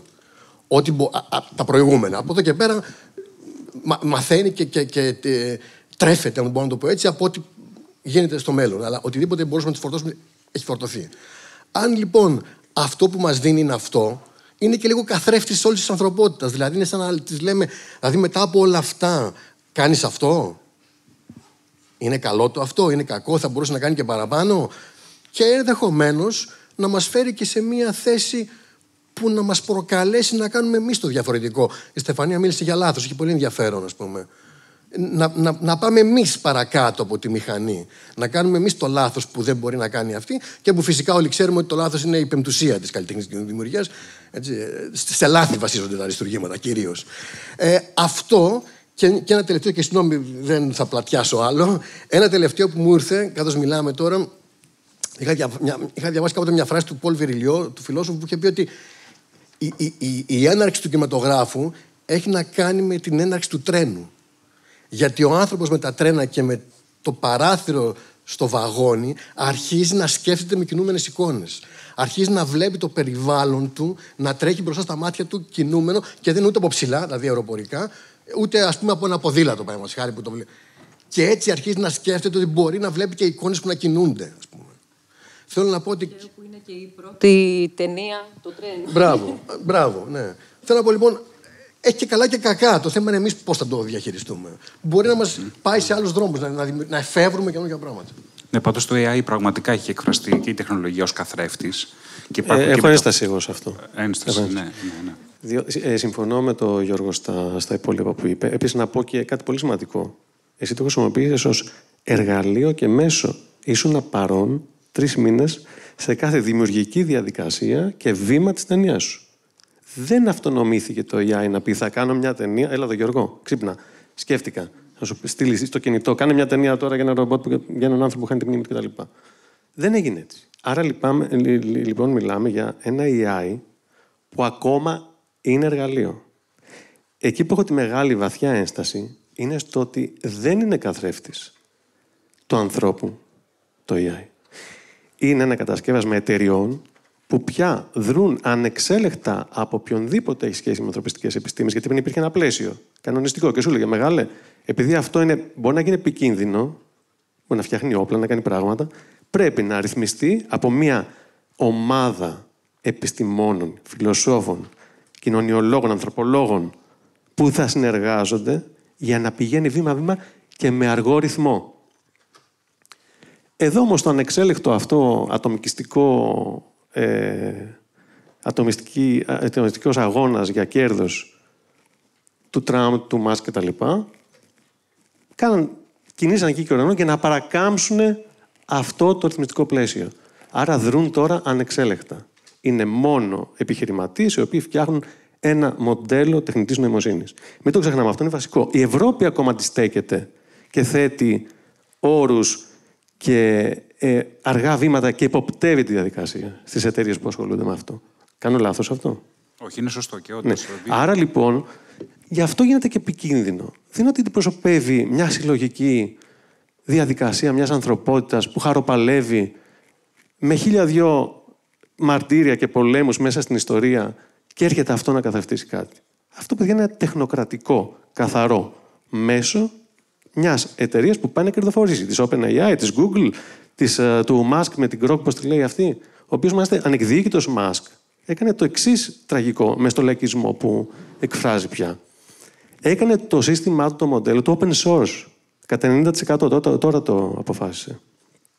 Που σημαίνει οποιοσδήποτε παρανοϊκός άνθρωπος, ο οποίος έχει τη γνώση για να το χειριστεί, μπορεί να φτιάξει ένα μοντέλο καθαρά επιθετικό και βίαιο που μπορεί να στραφεί σε κοινωνικές ομάδες. Δηλαδή, αυτά είναι σοβαρά πράγματα, πάρα πολύ, και θεωρώ ότι πρέπει και εμείς να είμαστε ανήσυχοι γύρω από αυτό, να μην βλέπουμε μόνο τη θετική πλευρά, που και εγώ τη βλέπω φυσικά. Και εμένα μου αρέσει που με σηκώνει από το κρεβάτι και μου λέει: Κωστή, ξεκινά. Ναι, τι θέλεις, ταινία να κάνεις, σενάριο, πάμε, δραματουργικά, κάνε αυτό και αυτό και αυτό. Σου λέει 2-3 ιδέες, χαζές βέβαια, αλλά κάπου σε κινητοποιεί. Αλλά απ' την άλλη, υπάρχει και ένα σκοτεινό πέπλο γύρω από αυτό, που εμείς καλούμαστε να έχουμε ενημέρωση και να αντιστεκόμαστε στεναρά. Η Ευρώπη το κάνει. Ναι, εγώ θα κρατάω λίγο μία πιο μέση οδό, λίγο πιο αριστοτελική. Δηλαδή δεν θέλω ούτε το τεχνοφοβικό κομμάτι, ούτε την πλευρά ενός οπτιμισμού που λέει τι ωραία που θα είναι ο κόσμος με το AI. Δηλαδή θεωρώ ότι καθένας πρέπει να βρει τη δική του μεσότητα. Δηλαδή μια ισορροπία που θα τον κάνει. Ίσως και το κομμάτι της τέχνης είναι μια τέτοια περίπτωση. Αλλά γι' αυτό το και τα δύο μαζί. Υπάρχουν σκοτεινά σημεία, σίγουρα υπάρχουν σκοτεινά σημεία. Γι' αυτό και υπάρχει και η ιδέα του μαύρου καθρέφτη. Ή υπάρχει η μεταφορά του κάδρου. Δηλαδή το κάδρο δηλαδή, σε βάζει σε κάποια όρια. Ή ενός παράθυρου που σε κλείνει μέσα σε αυτό.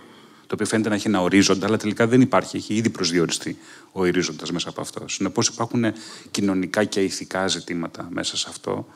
Και το ερώτημα το οποίο θα ήθελα να σου κάνω είναι όλο αυτό μπορεί να συγκινήσει τελικά από την άλλη πλευρά? Αυτό είναι το επικίνδυνο. Μπορεί το μαραφέτη αυτό να συγκινήσει. Μπορεί, πραγματικά.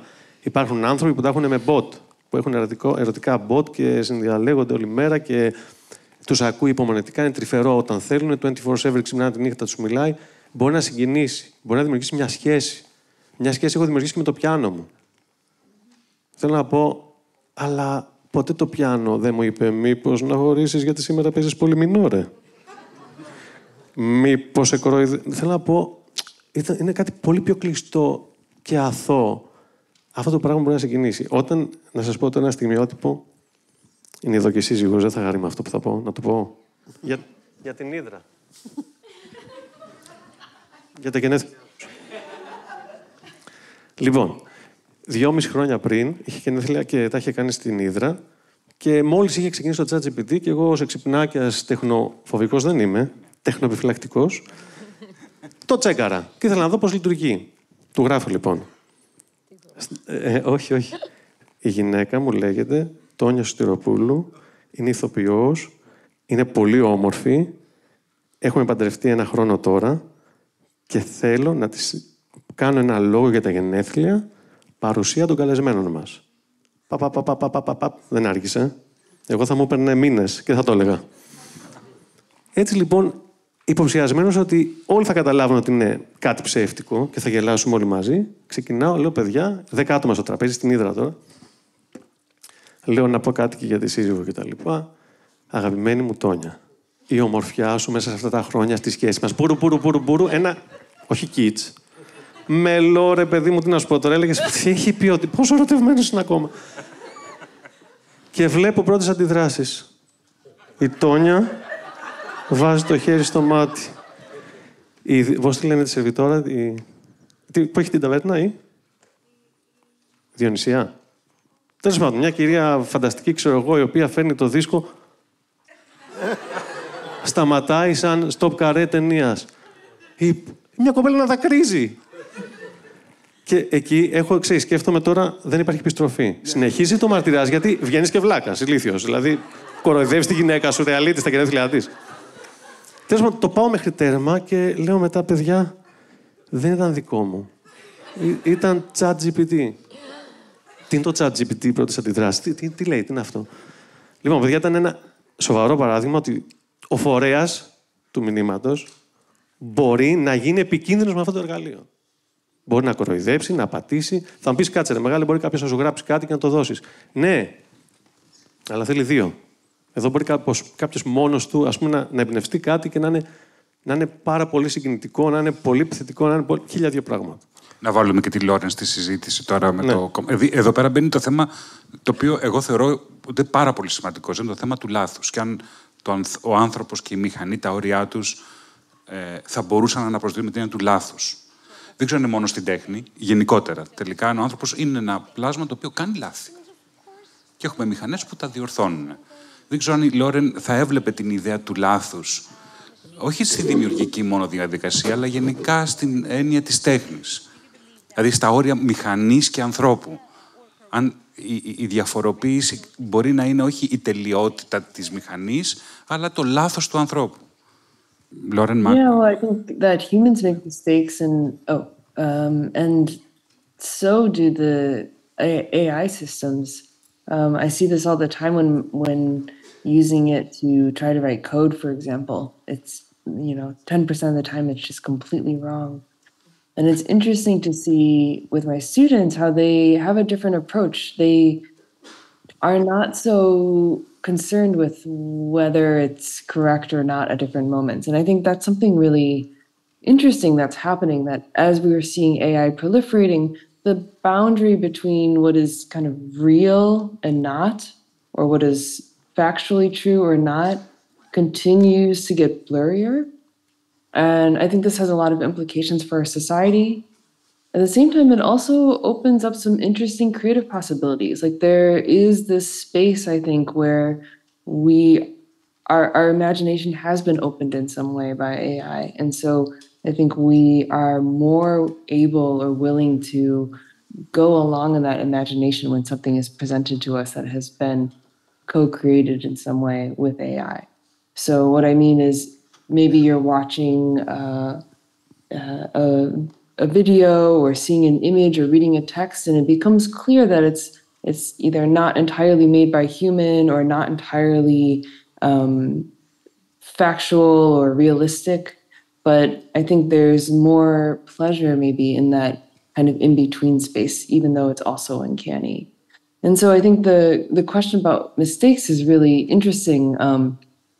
I feel like our understanding of what a mistake actually is being actively reframed. At the same time, the speed at which things are being made, whether that's a decision or a work of art or a performance, everything assisted by AI gets accelerated because the rate at which things can be made is so much quicker.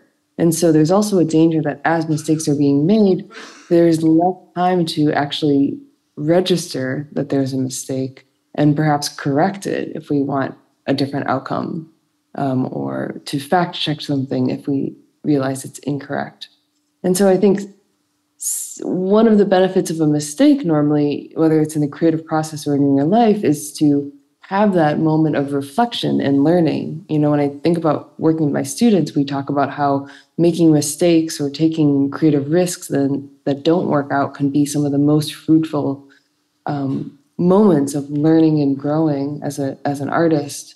And so what happens when things are moving so fast that there's not any time even to notice the mistakes? We're kind of on to the next. And so I think when we're thinking about using these tools, we need to think about the speed at which we're working and find ways to reclaim that opportunity to stop, to pause, to register a mistake, to feel an agency to make a different decision or to go back and try it again in a different direction. I worry that that's one thing that's kind of getting lost in this process that I really hope that we can hold on to. Thank you, Lauren, very much. And δεν ξέρω αν το κομμάτι του λάθους θα θέλατε να αναπτύξουμε λίγο παραπάνω αυτό το κομμάτι, γιατί νομίζω ότι συνδέεται και με την ηθική.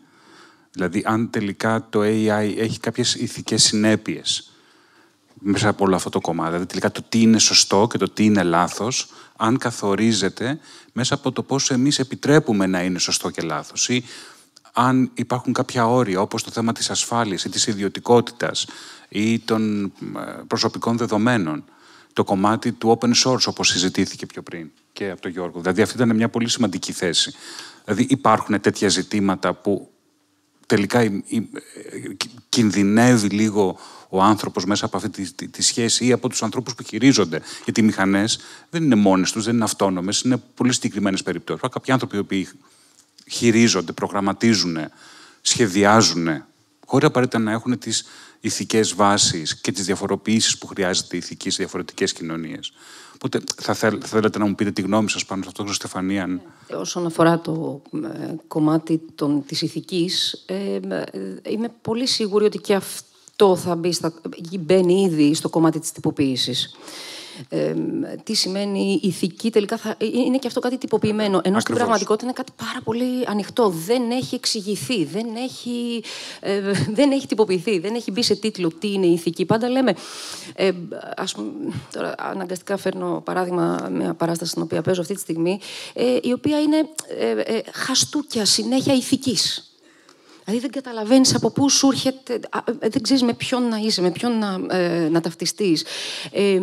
Αυτό κάνει τέχνη, θέτει την αμφιβολία στα πράγματα, θέτει την αμφιβολία στις δομές, σε οτιδήποτε έχει δομηθεί και τυποποιηθεί.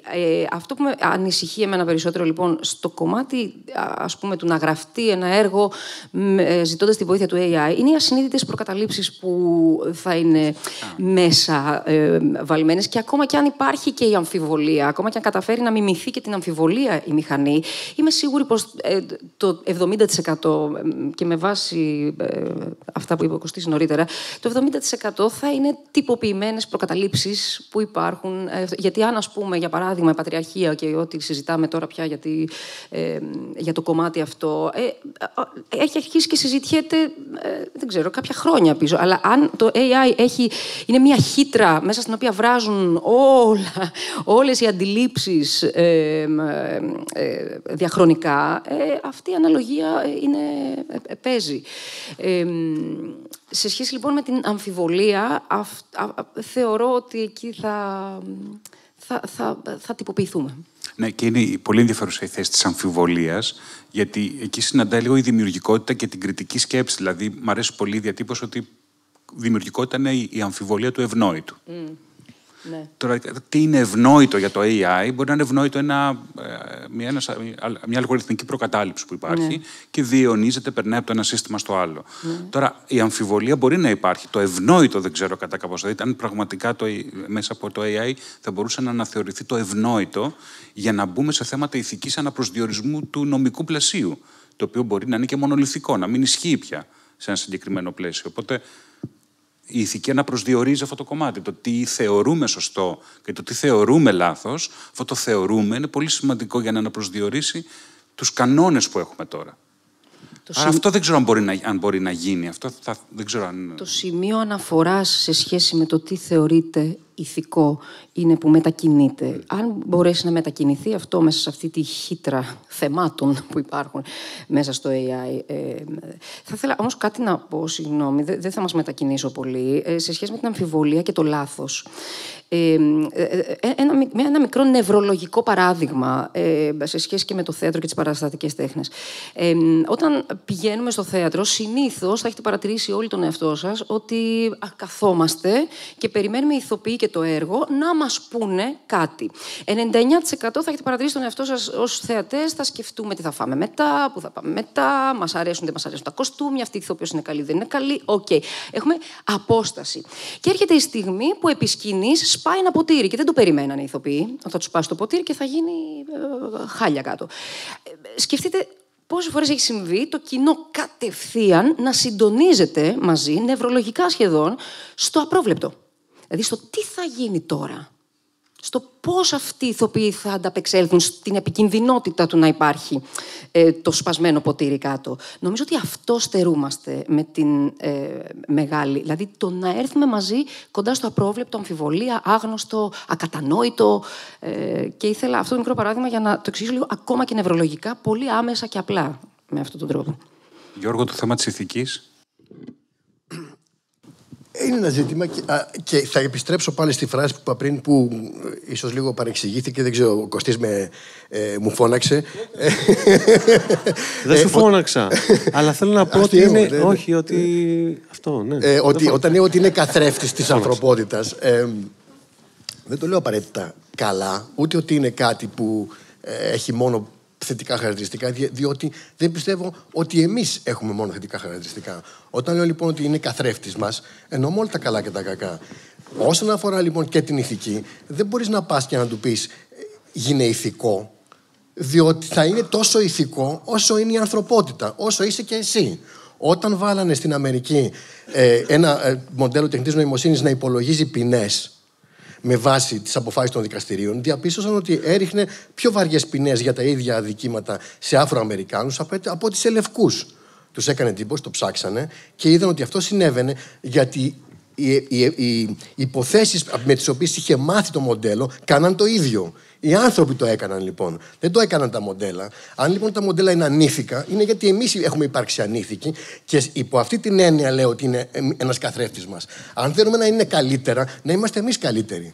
Όταν πήγανε και τους είπανε κάντε websites, γιατί πλέον υπάρχει και αυτό που μερικά μοντέλα σου φτιάχνουν ένα website μέσα σε δευτερόλεπτα. Διαπίστωσαν ότι πάνε μέσα στα websites και κάνουν αυτό που λέγεται dark patterns. Dark patterns είναι αυτό που κάνανε σε πολλά εταιρικά websites έτσι ώστε να μπερδεύουν τον χρήστη και παραδείγματος χάρη εκεί που θέλει να αγοράσει ένα μήνα, να αγοράζει ένα χρόνο. Να πατάει το λάθος κουμπί και να του χρεώνει την κάρτα του $100 αντί για 10. Ή ας πούμε να θέλει να κάνει unsubscribe, το έχουν περάσει όλοι νομίζω, για να μην βρίσκει πώς σταματάει τη συνδρομή του. Γιατί το έχουν κάνει επίτηδες, να σου παίρνει μισή ώρα για να το βρει αυτό το πράγμα. Αυτό λέγεται dark pattern. Λοιπόν, όταν έβαλαν τα μοντέλα να δημιουργούν websites, διαπίστωσαν ότι είχαν dark patterns. Γιατί είχαν dark patterns? Γιατί τα websites τα οποία είχαν μάθει είχαν dark patterns. Λοιπόν, αυτό είναι το ζήτημα. Όταν μιλάμε λοιπόν για ηθική, μην είμαστε εμείς οι ηθικοί που πάμε να κουνήσουμε το δάχτυλο στο μοντέλο. Εμείς είμαστε οι ανήθικοι. Ας γίνουμε λοιπόν εμείς ηθικοί, ας το θρέψουμε με ηθική και αυτό θα γίνει μετά. Ναι, και εγώ αυτό λέω. Εκεί είναι απούσα η πολιτεία. Που εκεί πρέπει η πολιτεία να πει: έλα εδώ OpenAI, έλα εδώ Google. Δεν θα το κάνεις μόνος σου. Εποπτεία. Φιλόσοφος, ανθρωπολόγος, κοινωνιολόγος κτλ. Εκείνη είναι η ένστασή μου. Έχεις εσένα με αυτό που είπες. Εγώ χάρηκα όταν το ρώτησα αν η Στεφανία Γουλιώτη έχει παιδί και μου είπε ότι δεν έχει τη δικαιοδοσία να απαντήσει πάνω σε αυτό. Εμένα μου είπε ότι είμαι ο αδερφός του Γιάννη Χαρούλη. Και άρχισα να με βλέπω αλλιώς. Αλήθεια. Αλλά μετά ξόδεψα το πει πολύ χρόνο για να το μάθω ποιος είμαι και τι κάνω. Για τις μελλοντικές γενιές που θα ψάχνουν στο AI. Θα ήθελα και τη Λόρεν να ρωτήσω για τις ηθικές συνέπειες. Δηλαδή την ηθική και την τεχνητή νοημοσύνη. Ίσως και πιο γενικότερα, πέρα από το κομμάτι της τέχνης. Αν την προβληματίζετε, το έργο της έχει πάρα πολλά στοιχεία. Surveillance, privacy, δηλαδή είναι πράγματα που την απασχολούν. Το κομμάτι της ηθικής και της τεχνητής νοημοσύνης. Yeah, I do. I'm so glad we're talking about this. I think sometimes there is a tendency to present a technology as something neutral, like it's a tool and humans can use it for whatever purpose, good or bad. And I think while that's true to some extent, no tool is ever neutral. The beliefs and the biases of the people making them get embedded into the tool. There's so many decisions that go into deciding how these things work. So there's a bias coming from the developers and the designers of the model, as well as a bias coming from the data sets that the models are trained on. And in that bias, there's a particular ethic encoded. There's a particular view of the world, things that are prioritized, things that are not, like the example that we just heard about the sentencing of the criminals. And so I think it's really essential that each of us is bringing our own ethics to it, reflecting on which tools we want to use and how, and correcting for or considering the potential of these different perspectives that get encoded into the tools that are then generating the future that we're actively designing and making. I think there's also a question of ethics in terms of how we're working with these tools and how we're deploying them in our practices. You know, in LA, we saw these, it was so impacted by the strikes of writers and actors. And I know that was kind of felt all over the world. But I think there's a question when, for example, AI can shortcut some of the work that we're doing and expedite some of these processes. And there are real labor questions that come up. What happens to some of these jobs that are removed by the use of AI tools? And I think that's always been the case throughout history. As new technologies come in, there's a threat to some of the existing jobs that are maybe no longer necessary. So I think it's a balance. It's not saying in that case that we have to reject the tools altogether. I don't think that is realistic. But let's think about the whole picture. Let's think about how different people come into the system and how we might find different ways to work with people if those jobs, for example, are no longer needed. So I think on all these different levels, there's a need for consideration of ethics in the design of the tools themselves. We need to have more people in the room with different perspectives so that what gets made as the tool is more open and represents more diverse range of ideas, which results in different possibilities that come out of the tools. And then there needs to be discussions around the regulation and use of these tools. And then as individuals or as industries, we need to bring our own ethic about how we're using them and how that impacts the people that we're working with or the world around us as we're changing it and affecting it through our work.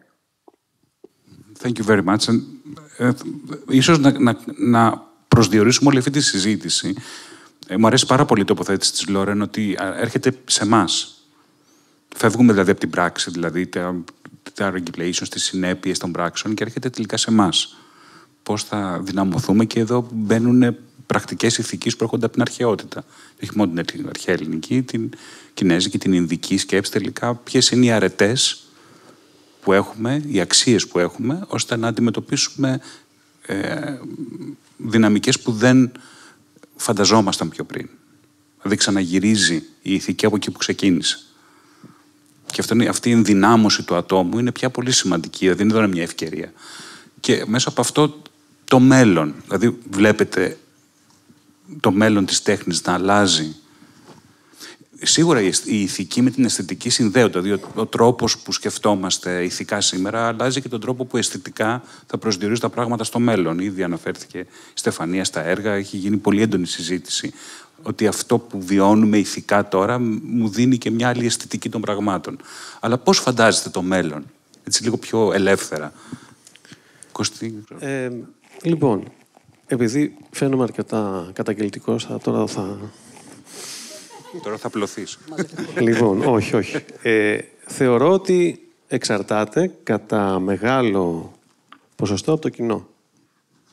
Τα ποιοτικά χαρακτηριστικά του κοινού, τα οποία ή θα απορρίψουν κάτι το οποίο θα είναι ενδεχομένως κατασκευασμένο με μηχανικό τρόπο, χαμηλότερης ποιότητας, πιο εύπεπτο.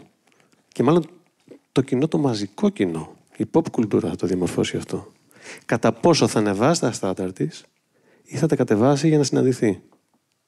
Γιατί θεωρώ το ειδικό κοινό του φεστιβάλ, ίσως πάτε σε συναυλίες ενδεχομένως εδώ, που κάνει πράγματα λίγο με περισσότερο δουλεμένο, αν θέλεις, διαφορετικό τρόπο κτλ., θα ανεβάσει τις απαιτήσεις του από τους ανθρώπους που παράγουν, στο να κάνουν πράγματα ακόμα πιο συναρπαστικά, ακόμα πιο καλά και θα ζητήσει μεγαλύτερη αφοσίωση. Αλλά τελικά, και εγώ μιλάω για τη μουσική τώρα, έτσι, γιατί είναι άλλος χώρος στο σινεμά.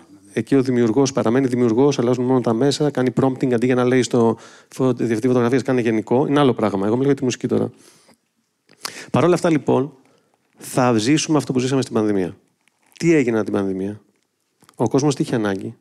Να βρεθεί με ανθρώπους και να δει ανθρώπους.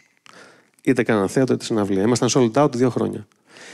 Θεωρώ ότι αυτή η εγγενής, αρχαίγονη ανάγκη του ανθρώπου να συναντιέται με ανθρώπους, κάτω από τη μέθεξη, κάτω από τη συγκίνηση, κάτω από τον ίστρο άλλων ανθρώπων που κάνουν κάτι σε μια σκηνή, δεν θα πάψει ποτέ.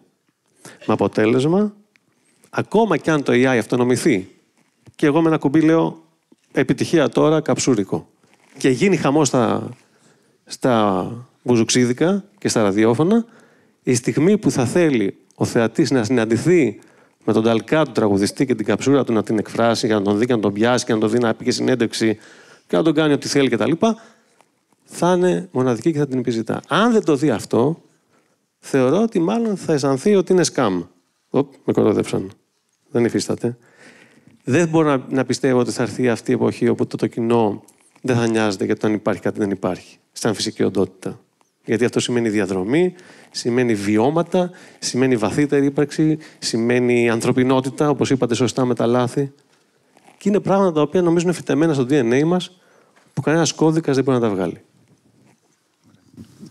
Έτσι, μια σειρά σκέψεων για το μέλλον, πριν φτάσουμε σιγά-σιγά στο τέλος και ζητήσουμε από το κοινό τις ερωτήσεις. Στεφανία. Εγώ είμαι πολύ χαρούμενη που τουλάχιστον στο δικό μου τομέα, στο θέατρο, έχει παραμείνει ακόμα και τώρα αρκετά ανέγκυχτο. Δηλαδή, αν ήταν να κινδυνεύσει, πατάω σε όλα αυτά που είπε ο Κωστής, θα είχε κινδυνεύσει ήδη. Θεωρώ αυτό που είπα στην αρχή, ότι το κοινό είναι ευτυχώς πολύ καχύποπτο με τον εντυπωσιασμό. Και το AI και όλες οι ευκολίες που δίνει, νομίζω ότι τις μυρίζεται ακριβώς το κοινό. Δεν είναι τυχαίο που δεν έχει εισέλθει στο θέατρο, σε αυτό το βαθμό. Το AI, όπως έχει συμβεί σε άλλους τομείς, έτσι, και με την ιατρική, όπως είπα πριν, που είναι εντυπωσιακό το τι συμβαίνει, και τον εντυπωσιασμό και τον θέλεις, γιατί θες να γίνεις καλά.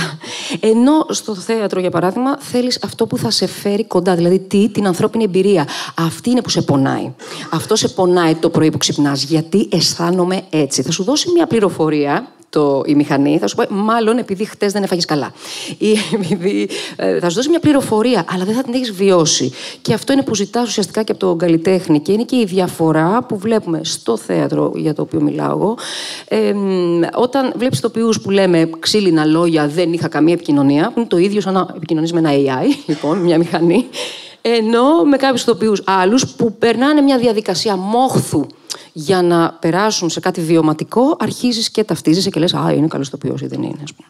Μία τέτοια... Εγώ μόνο συμπληρώσω κάτι, γιατί υπάρχει και κάτι πολύ θετικό που μου διέφυγε. Είναι ότι υπάρχουν παρόλα αυτά σε προγράμματα μουσικής πια κάποιες νέες παράμετροι βασισμένες σε τεχνητή νοημοσύνη που βοηθάνε τους μουσικούς να συνθέσουν και να γράψουν και τραγούδια κτλ.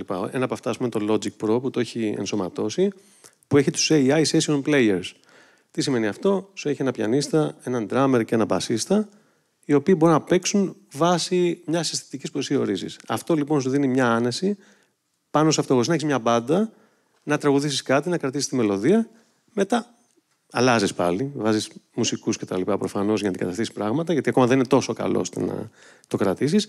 Αλλά εδώ είναι μια συνεργασία. Δεν είναι μόνο το που κάνει, δεν είναι σούνο που βγάζει επιτυχία. Η συνεργασία είναι σημαντική, πώς βλέπεις. Είναι μια συνεργασία.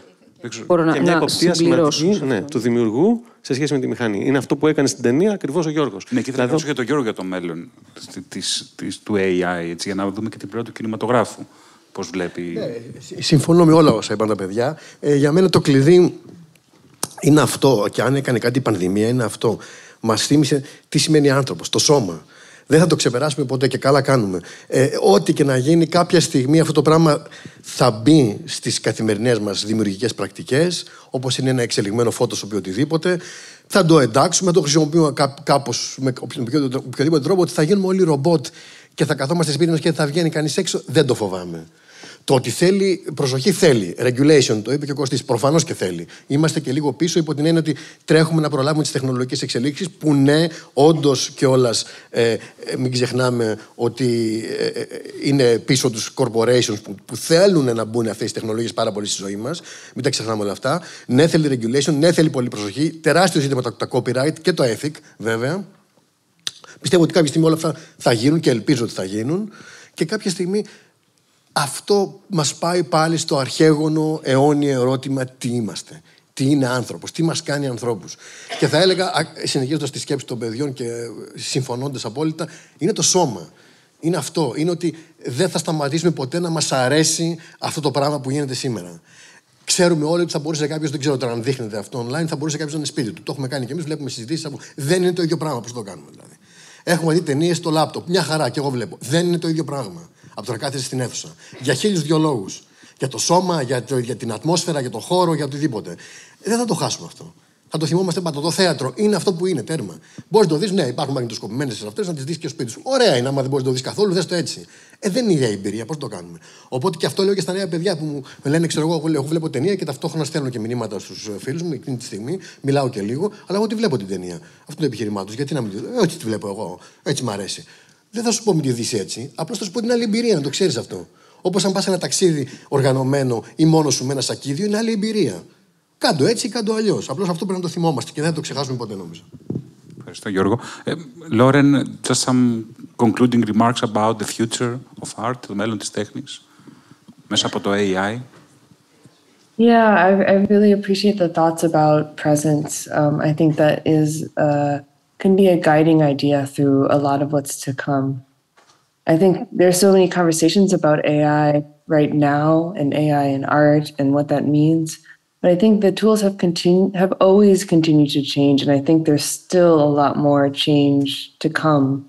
So a lot of the things that were said here today, I think it will be interesting to look back on this conversation in a year from now or in 5 years from now. And I think that I'm really curious to see how our understanding on a fundamental level of what art is or what creativity is continues to change. I believe that it will evolve. And I think what we've been talking about in terms of ethics, in terms of presence, in terms of decision-making and taking the time to reflect on the mistakes or the choices that we're making can be the guiding principles while we remain open to expanding what we can do as humans or how we understand our relationship to AI. So I think this is a really crucial moment for those questions and those conversations to be opening. And I think the conversations we need to continue to have over the coming years as the power of these tools continues to develop and increase.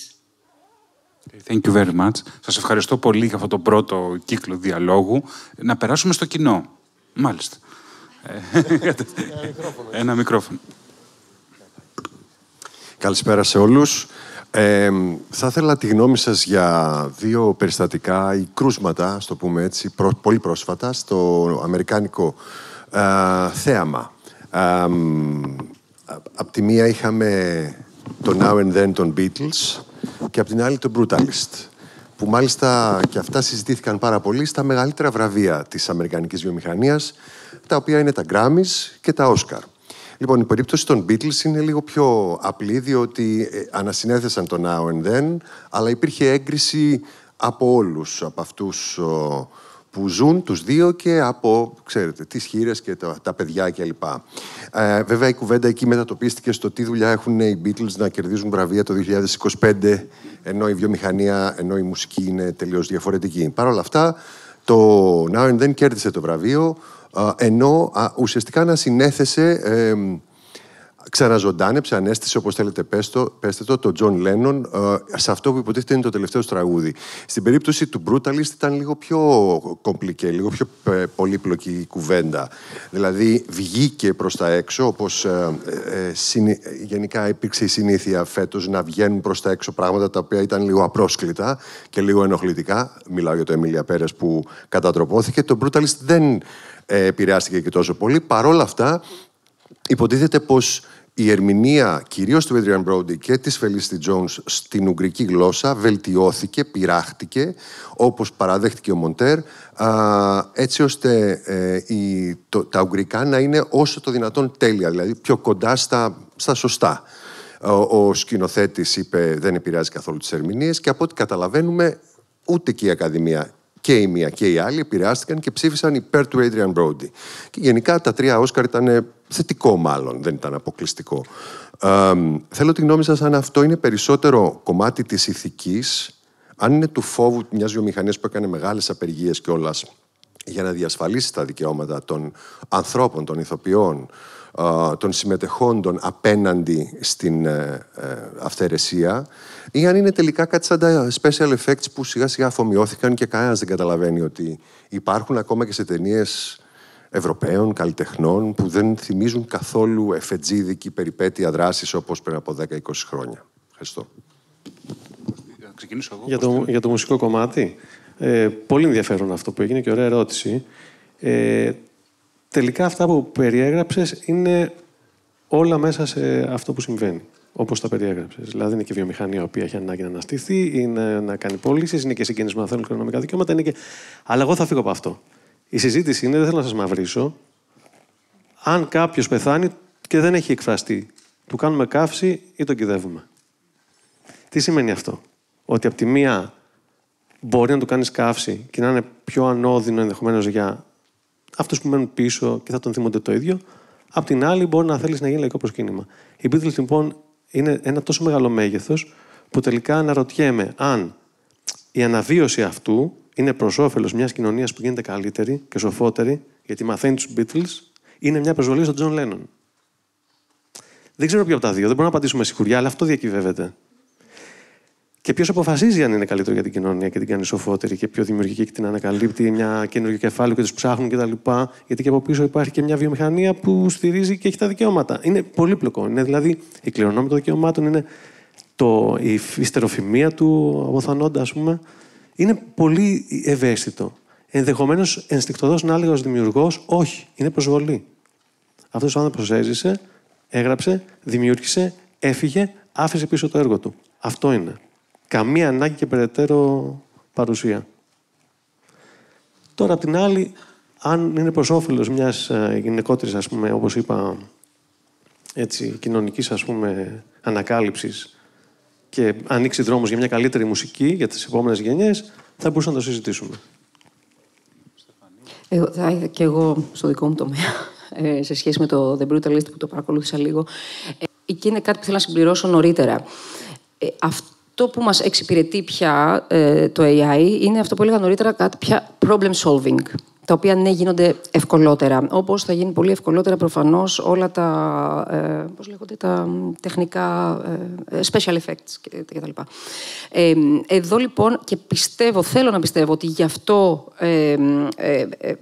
έγινε δεκτό από την Ακαδημία και τα λοιπά και από τον κόσμο η επίδραση του AI σε αυτό είναι γιατί κάποιες ατέλειες, και δεν μιλάω για τα λάθη του απρόβλεπτου, που είναι το μαγικό για το οποίο μ' αρέσει να μιλάω.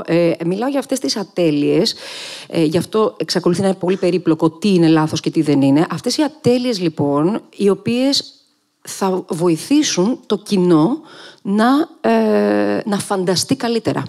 Γιατί αυτό ζητάς στην τέχνη, αυτό ζητάς από την ταινία, να μπεις μέσα και να φύγεις. Έτσι, οπότε, ό,τι κάνουν ουσιαστικά τα special effects, κάνανε και σε αυτή την περίπτωση, θέλω να πιστεύω. Δηλαδή, διορθώνοντας την προφορά του ηθοποιού, ο οποίος δεν είναι Ούγγρος, μπορείς να βοηθήσεις το κοινό να φανταστεί καλύτερα, να εμβαθύνει καλύτερα, να αφαιθεί καλύτερα, να ξεχαστεί καλύτερα ότι αυτό είναι αλήθεια. Υπάρχει δηλαδή μια σαφής διαφορά των ατελειών που μπορεί να καλύψει το AI, όπως αυτό που κάνουν όλα τα special effects που υπάρχουν πάρα πολλά χρόνια αυτή τη στιγμή και πάνω στο οποίο βασίζεται ο κινηματογράφος. Δηλαδή, από την αρχή ο κινηματογράφος είναι ένα special effect από μόνος του, οπότε εδώ έρχεται και καλύπτει κάποιες ατέλειες από το σου αλλάζω την παρόρμηση, τον ψυχισμό τη στιγμή στην οποία αντιδράς ως ερμηνευτής στα πράγματα. Και εκεί φαντάζομαι θα υπήρχε πολύ μεγαλύτερος ξεσηκωμός. Θέλω να πιστεύω ότι το αντιμετωπίσανε ως ένα special effect. Γιώργο, θα έλεγα, κρίνουμε κατά περίπτωση. Τώρα αυτά τα δύο που λες, αν τα κατάλαβα καλά, είναι λίγο διαφορετικά. Υπό την έννοια ότι το ένα είναι πιο τεχνικό, είναι όντως σαν special effect, και αν ο ηθοποιός θεωρεί ότι τον βοηθάει αυτό το πράγμα στο να βελτιώσει το accent του κτλ., δεν βρίσκω κανένα λόγο γιατί να μην γίνει. Αυτό είναι κάπως πιο εύκολο να το κατανοήσουμε. Το άλλο όμως ξεκινάει πολλά ζητήματα. Μιλάμε μάλλον για μια κλωνοποίηση εικόνας. Κάτι ακόμα πιο εύκολο είναι η κλωνοποίηση φωνών. Αυτό γίνεται πανεύκολα. Μπορούμε να πάρουμε οποιαδήποτε φωνή, οποιοδήποτε έχει πεθάνει και να τον βάλουμε να λέει ό,τι θέλουμε. Αυτά κάποια στιγμή θα γίνουν regulated και οι άνθρωποι, και ειδικά οι ηθοποιοί και πόσο μάλλον οι πολύ διάσημοι, θα αφήνουν, υποθέτω, στη διαθήκη τους κάποια επιθυμία και θα λένε: εγώ δεν θέλω να κλωνοποιηθεί η φωνή μου ή θέλω υπό προϋποθέσεις κτλ. Αυτοί για τους οποίους μιλάμε τώρα προφανώς δεν το κάνανε γιατί πού να φανταστούν τι θα γινότανε. Άρα, επίσης υποθέτω ότι ήρθαν οι συγγενείς του, η εταιρεία του που έχει τα δικαιώματά του, έκριναν κατά περίπτωση και είπαν: ξέρεις τι, θεωρούμε ότι δεν προσβάλλει τον Τζον Λένον αυτό το πράγμα. Άρα, εμείς συμφωνούμε να γίνει, παρόλο που δεν έχουμε κανένα δικαίωμα να το κάνουμε, διότι δεν είμαστε ιδιοκτήτες της φωνής του ή της εικόνας του. Και κάπου σε μια γκρίζα ζώνη δικαστικο-ηθική εκεί πέρα, αυτό συμφωνήθηκε και έγινε. Είναι πάντως σε μια γκρίζα ζώνη. Θεωρώ ότι αυτό το πράγμα θα γίνει self-regulated που λέμε. Δηλαδή, όντως κάποιες μία από εδώ και πέρα και έχουν αρχίσει ήδη και συμβαίνουν αυτά τα πράγματα και νομίζω κάποια στιγμή κάποιοι ηθοποιοί κινήθηκαν νομικά διότι έγινε η κλωνοποίηση της φωνής τους χωρίς να το ξέρουν. Οπότε όλοι πια θα λένε αυτό ή το άλλο. Ναι ή όχι. Ή δίνω τα δικαιώματα σε αυτόν αφού πεθάνω να το κάνει. Αυτό το συγκεκριμένο τώρα θεωρώ ότι εφόσον έγινε και με τη συμφωνία των κληρονόμων ή όποιον, μάλλον δεν προσβάλλει τη μνήμη του, οπότε παρόλο που εγείρει πάρα πολλά, όπως είπε, ηθικά και νομικά ζητήματα. Η Λόρα δεν ξέρω αν άκουσε την αίρτη της ερωτήσεις. Μήπως θα ήθελα να τοποθετηθεί και η ίδια πάνω σε αυτό, στα ερωτήματα. Yeah, I did. I mean, I think I agree with a lot of what's been said. It also brought to mind the example of Anthony Bourdain documentary where, a deep fake or a clone of his voice was used posthumously to narrate the film. And what it makes me think about is how, of course, I think some of these things will start to become more regulated as legal challenges arise around some of this. But it actually opens sort of an interesting philosophical question that as we're, for example, thinking about a will or one's self after death, there becomes a need to think about what happens to your data. And what, maybe some parts of that will be regulated by law, but I think there are a lot of questions about how you want your image or your data to be used after your death, or in other cases, what happens to the traces of yourself. Given that you could clone a voice now from just a 30-second clip of audio, what rights do we have to the data or to aspects of ourselves that can be kind of captured so easily and used for different purposes? So I think a lot of different questions around this are going to continue to come up. And I think the question of ethics, or specifically thinking about consent, is really essential. As these tools are being made, a lot of the models were trained on data sets that didn't really have permission from the people that uploaded that data originally. And I think one thing we can think about is how can we make tools that build consent into them all the way through, so it doesn't feel like things are just being taken from us by technology. Could we imagine a world where we're working with AI, but in a way where we feel like we're actually able to understand what's happening with our data, how it's being used, and how it can contribute to those models? So, that's a radically different idea of a future with AI where it feels a lot more collaborative.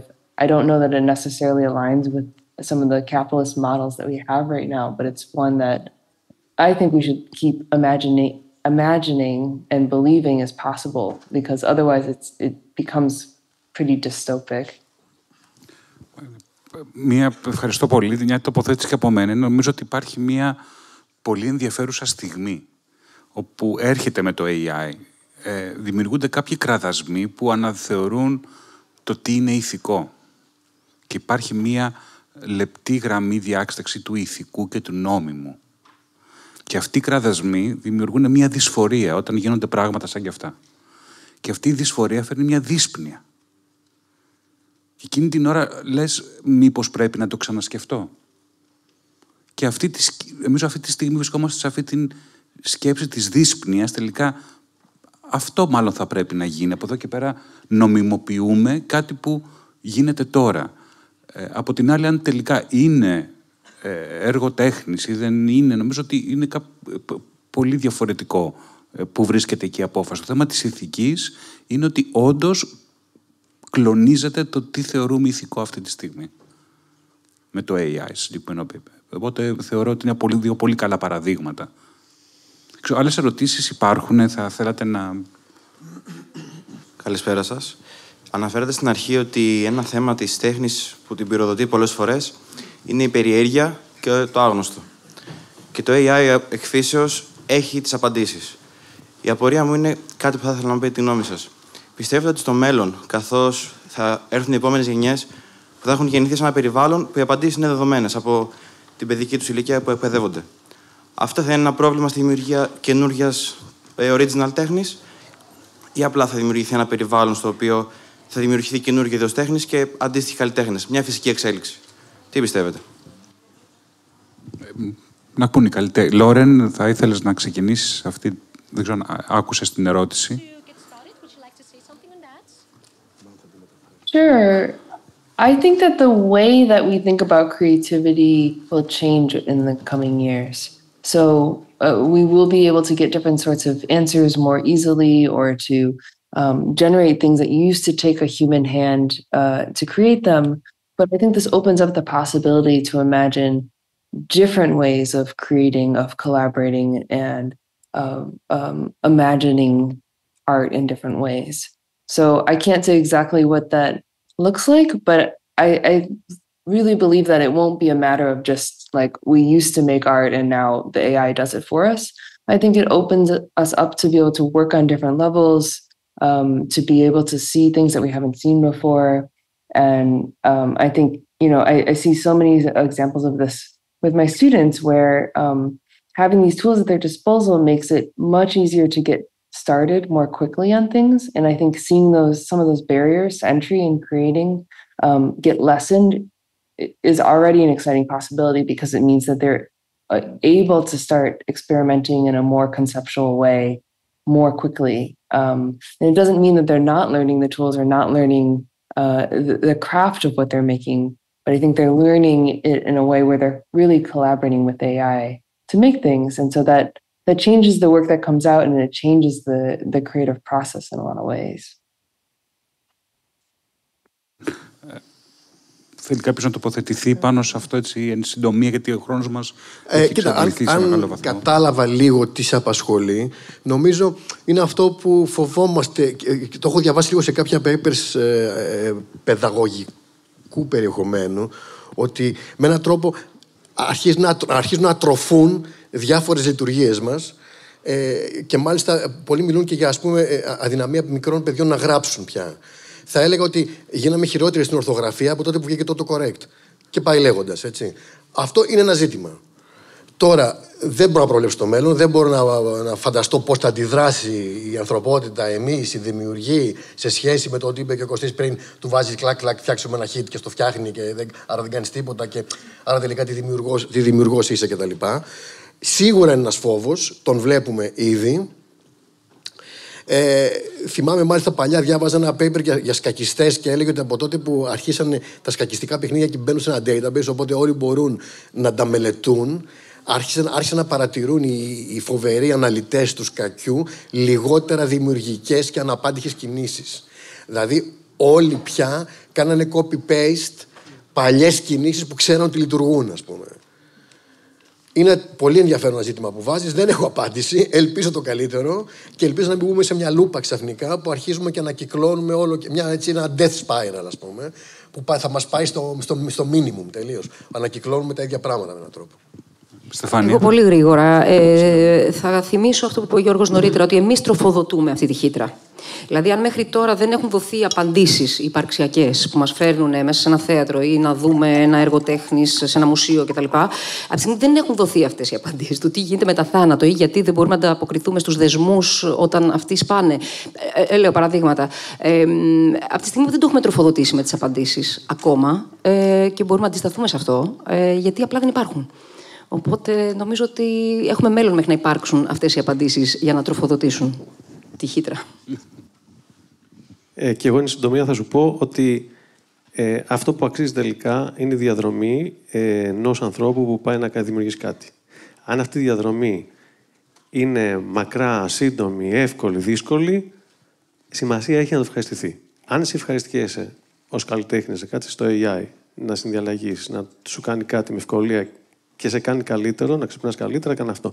Αν απ' την άλλη αισθάνεσαι ότι είναι καλύτερα η διαδρομή να γίνει σωστά, με χρόνο, κόπο, πέδεμα και να βγει κάτι αργότερα, το οποίο μπορεί να είναι και καλύτερο, μπορεί να είναι και χειρότερο, αλλά εσύ έχεις περάσει καλύτερα, κάνε αυτό. Ούτε θα αλλάξουμε τον κόσμο, νομίζω, ούτε θα μείνει και τίποτα ενδεχομένως πίσω.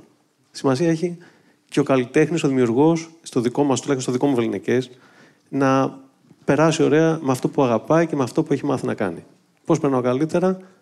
Με μουσικούς να παίζω μαζί, κάνοντας συναυλίες. Πώς περνάω καλύτερα στο στούντιο? Με AI στην αρχή, για να έχω μια εικόνα, ένα σκέτς, με μουσικούς πάλι μετά, ή εγώ παίζω τα όργανα.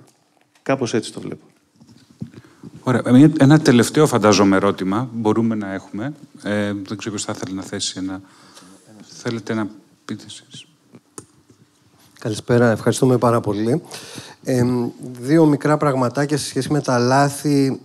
Κάνει λάθη, τα λεγόμενα hallucinations ή παραισθήσεις. Δεύτερο, έχει πολύ ενδιαφέρον όταν μιλάμε για το AI, οι μεταφορές που χρησιμοποιούμε. Ακούμε παιδί, καθρέφτης, χύτρα, ο καθένας μας βοηθούν. Και οι ανθρώπινες. Υπάρχουν πολλές αρνητικές. Το Frankenstein, ας πούμε, στοχαστική παγάλη, τους έχουν πει σε ένα paper που έχει πολύ πλάκα, όντως. Υπάρχουν οι θετικές και υπάρχουν και κάποιες αμφίσιμες. Ίσως ο καθρέφτης είναι σε αυτή την περιοχή. Έχει πολύ όλο αυτό ενδιαφέρον. Έχει ανοίξει όλο το πεδίο. Μαύρο κουτί έχει επίσης υποθεί. Συμφωνώ απόλυτα μαζί σας, κύριε Μαραβέγια, με την εστίαση στις εταιρείες. Κανιβαλίζουν ουσιαστικά το περιεχόμενο, όπως έχει ονομαστεί, το δημοσιογραφικό έργο, το συγγραφικό, τη μουσική και πώς το έχουμε επιτρέψει αυτό. Μας έχουν πιάσει στον ύπνο, έχουν εκπαιδεύσει τα μοντέλα τους με τη μουσική σας και τώρα παίρνοντας αφορμή με το voice cloning, την κλωνοποίηση της φωνής, πώς νιώθετε, αλλά και ηθοποιός και ενδεχομένως όλοι οι δημιουργοί, που πιο συγκεκριμένα με τη μουσική μπορούμε με 4-5 δευτερόλεπτα της φωνής σας φτιάξουμε ένα κομμάτι στο στυλ του Κωστή Μαραβέγια. Τι πρέπει να κάνουμε, τι μπορούμε να κάνουμε και αν ενδεχομένως έχουμε πιαστεί στον ύπνο και συλλογικά ως δημιουργοί. Ευχαριστώ. Ίσως να αλλάζω τη φωνή μου σε κάθε δίσκο για να το μπερδεύω περισσότερο. Μία ψηλή, μία χαμηλή, μία τώρα. Δεν ξέρω, είναι τρομακτικό αυτό. Ακόμα καταλαβαίνει κάποιος αν είναι AI. Αν και ο Μουζουράκης που τον συνάντησα πριν μια εβδομάδα και μου λέει: Άκου ένα demo που μου στείλει να τραγουδήσω και ακούω το Μουζουράκη να τραγουδάει. Του λέω: Τι να τραγουδήσω, το έχεις πει ήδη. Από κινητό το άκουσα. Έτσι και με αφέλεια και χωρίς να ξέρω ότι μπορεί να είναι AI. Μου λέει: Όχι, μου λέει αδερφέ, μου λέει: Είναι μηχάνημα. Τρόμαξα. Εδώ είναι νομικό κυρίως το θέμα, νομίζω. Εκτός από ηθικό, γιατί είναι, νομίζω, προφανές το ηθικό κομμάτι. Είναι νομικό και θα πρέπει να διασφαλιστεί άμεσα αυτό να μην γίνεται. Εκτός αν είμαστε κι εμείς AI. Προγραμματισμένοι καλά και η φωνή μου δεν είναι καν δική μου. Είναι κάπου... Εγώ θέλω να σταθώ σε μια έκφραση που είπε η Λωρίν. Το data, είτε το είπε data ή database, δεν ξέρω πώς είναι το σωστό, data traces. Δηλαδή, χρειάζεται ένα καινούριο εντελώς επιστημονικό κομμάτι, στο οποίο τι επιτρέπεις εσύ να χρησιμοποιείτε από τα ίχνη που αφήνεις ως δεδομένα, δηλαδή ότι ό,τι χαρίζω στο Instagram σημαίνει ότι εσύ έχεις τη δυνατότητα να το πας και να το αναπαράγεις. Εμένα με έχει τρομάξει αυτό ακόμα και στην απλή ζωή μας που βάζεις ένα χαζό βίντεο στο Instagram, ξαφνικά το βλέπεις στο Μέγκα ή στο Αντένα και σχολιάζω στα μεσημεριανά, και σχολιάζω στα καθημερινά ένα βιντεάκι που εγώ αφελώς εντελώς για τους ακόλουθους που έχω, βάλα ένα βιντεάκι. Δηλαδή, το ίχνος που άφησα σε μία εφαρμογή, με τι ταχύτητα πήγε και αναπαράχθηκε. Αυτό νομίζω είναι ένα καθοριστικό πλαίσιο, όπως λέει ο Κωστής, που πρέπει να μην μας πιάσει τον ύπνο και να τρέξουμε. Γιατί με το παράδειγμα του Μουζουράκη και με όλα τα παραδείγματα, χάνεται η μοναδικότητα ουσιαστικά. Και το πώς θα διαφυλάξουμε τη μοναδικότητά μας ως καλλιτέχνες και ως οντότητες και όντα που περάσαμε από αυτή τη ζωή, νομίζω ότι χρειάζεται πια επιγόντως νομικό πλαίσιο. Ναι. Γιώργο, δεν θα πω κάτι. Ναι, έτσι, ναι, όχι, συμφωνώ με όλους. Ναι, προφανώς. Είναι αυτό που είπες και εσύ, είναι ζητήματα που ανακύπτουν και πρέπει να δούμε τι θα γίνει. Ναι. Δηλαδή, δεν μπορεί να γεμίσει η αγορά με τραγούδια μουσικών και τραγουδοποιών που δεν τα έχουν κάνει. Προφανώς θα γίνει αυτό. Εκτός αν πληρωνόμαστε. Ναι, βεβαίως. Παρεμπιπτόντως να πω ότι η Γκέμα, που είναι η γερμανική πρώην IP, γιατί δεν υπάρχει πια IP στην Ελλάδα, μήνυσε το Σούνο πολύ πρόσφατα, πριν από μια εβδομάδα, γιατί αυτά που παράγει, σε πολλές περιπτώσεις και μάλιστα τα είδα, γιατί έχουν κάνει μια λίστα, είναι απόλυτες κόπιες αυθεντικών κομματιών. Είτε γνωστά και Bon AM και το ένα και το άλλο, ας πούμε. Δεν μπορεί να γίνεται αυτό το πράγμα, προφανώς.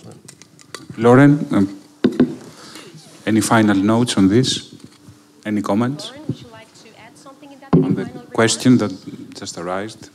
Yeah, I think it's interesting, the suggestion of changing the tone of voice with every song. I mean, I wonder if the discussion here actually points to a future where maybe our identity becomes a little bit less stable. With the tools, we're each able to change the way that we're presenting ourselves to the world much more radically. And so I'm kind of curious to see what happens, from a point of view of what if there isn't one sound of my voice or one image of me that actually represents what I look like or sound like? What possibilities does that open? Thank you very much. Να συνοψίσω έτσι αυτά που ακούσαμε, προσπαθώντας, δεν ξέρω αν είναι δυνατόν. Ευχαριστώ πάρα πολύ για τις ιδέες που άκουσα. Έμαθα και εγώ πάρα πολλά πράγματα. Νομίζω ότι υπάρχει μια ανάγκη ανατοποθέτησης. Ίσως όχι να δούμε το AI απέναντί μας, αλλά δίπλα μας. Σίγουρα. Προκύπτουν ζητήματα ηθικής, τα οποία καλώς προκύπτουν, γιατί έτσι καταλαβαίνουμε ότι η ηθική είναι ένας οργανικός παράγοντας της ανθρώπινης νοημοσύνης. Δεν είναι καθορισμένος, δεν είναι αποκλειστικός, αλλά εξελίσσεται. Και το AI παίζει ρόλο, μας δείχνει στοιχεία του ανθρώπου, είτε μέσα από τα λάθη μας, είτε μέσα από τις νέες δυναμικές που αναπτύσσονται για να δημιουργήσουμε σε κάποιο βαθμό. Και το μέλλον σίγουρα έχει κάποια σκοτεινά σημεία, αλλά φαίνεται ότι υπάρχει διάθεση για κάποιο διάλογο.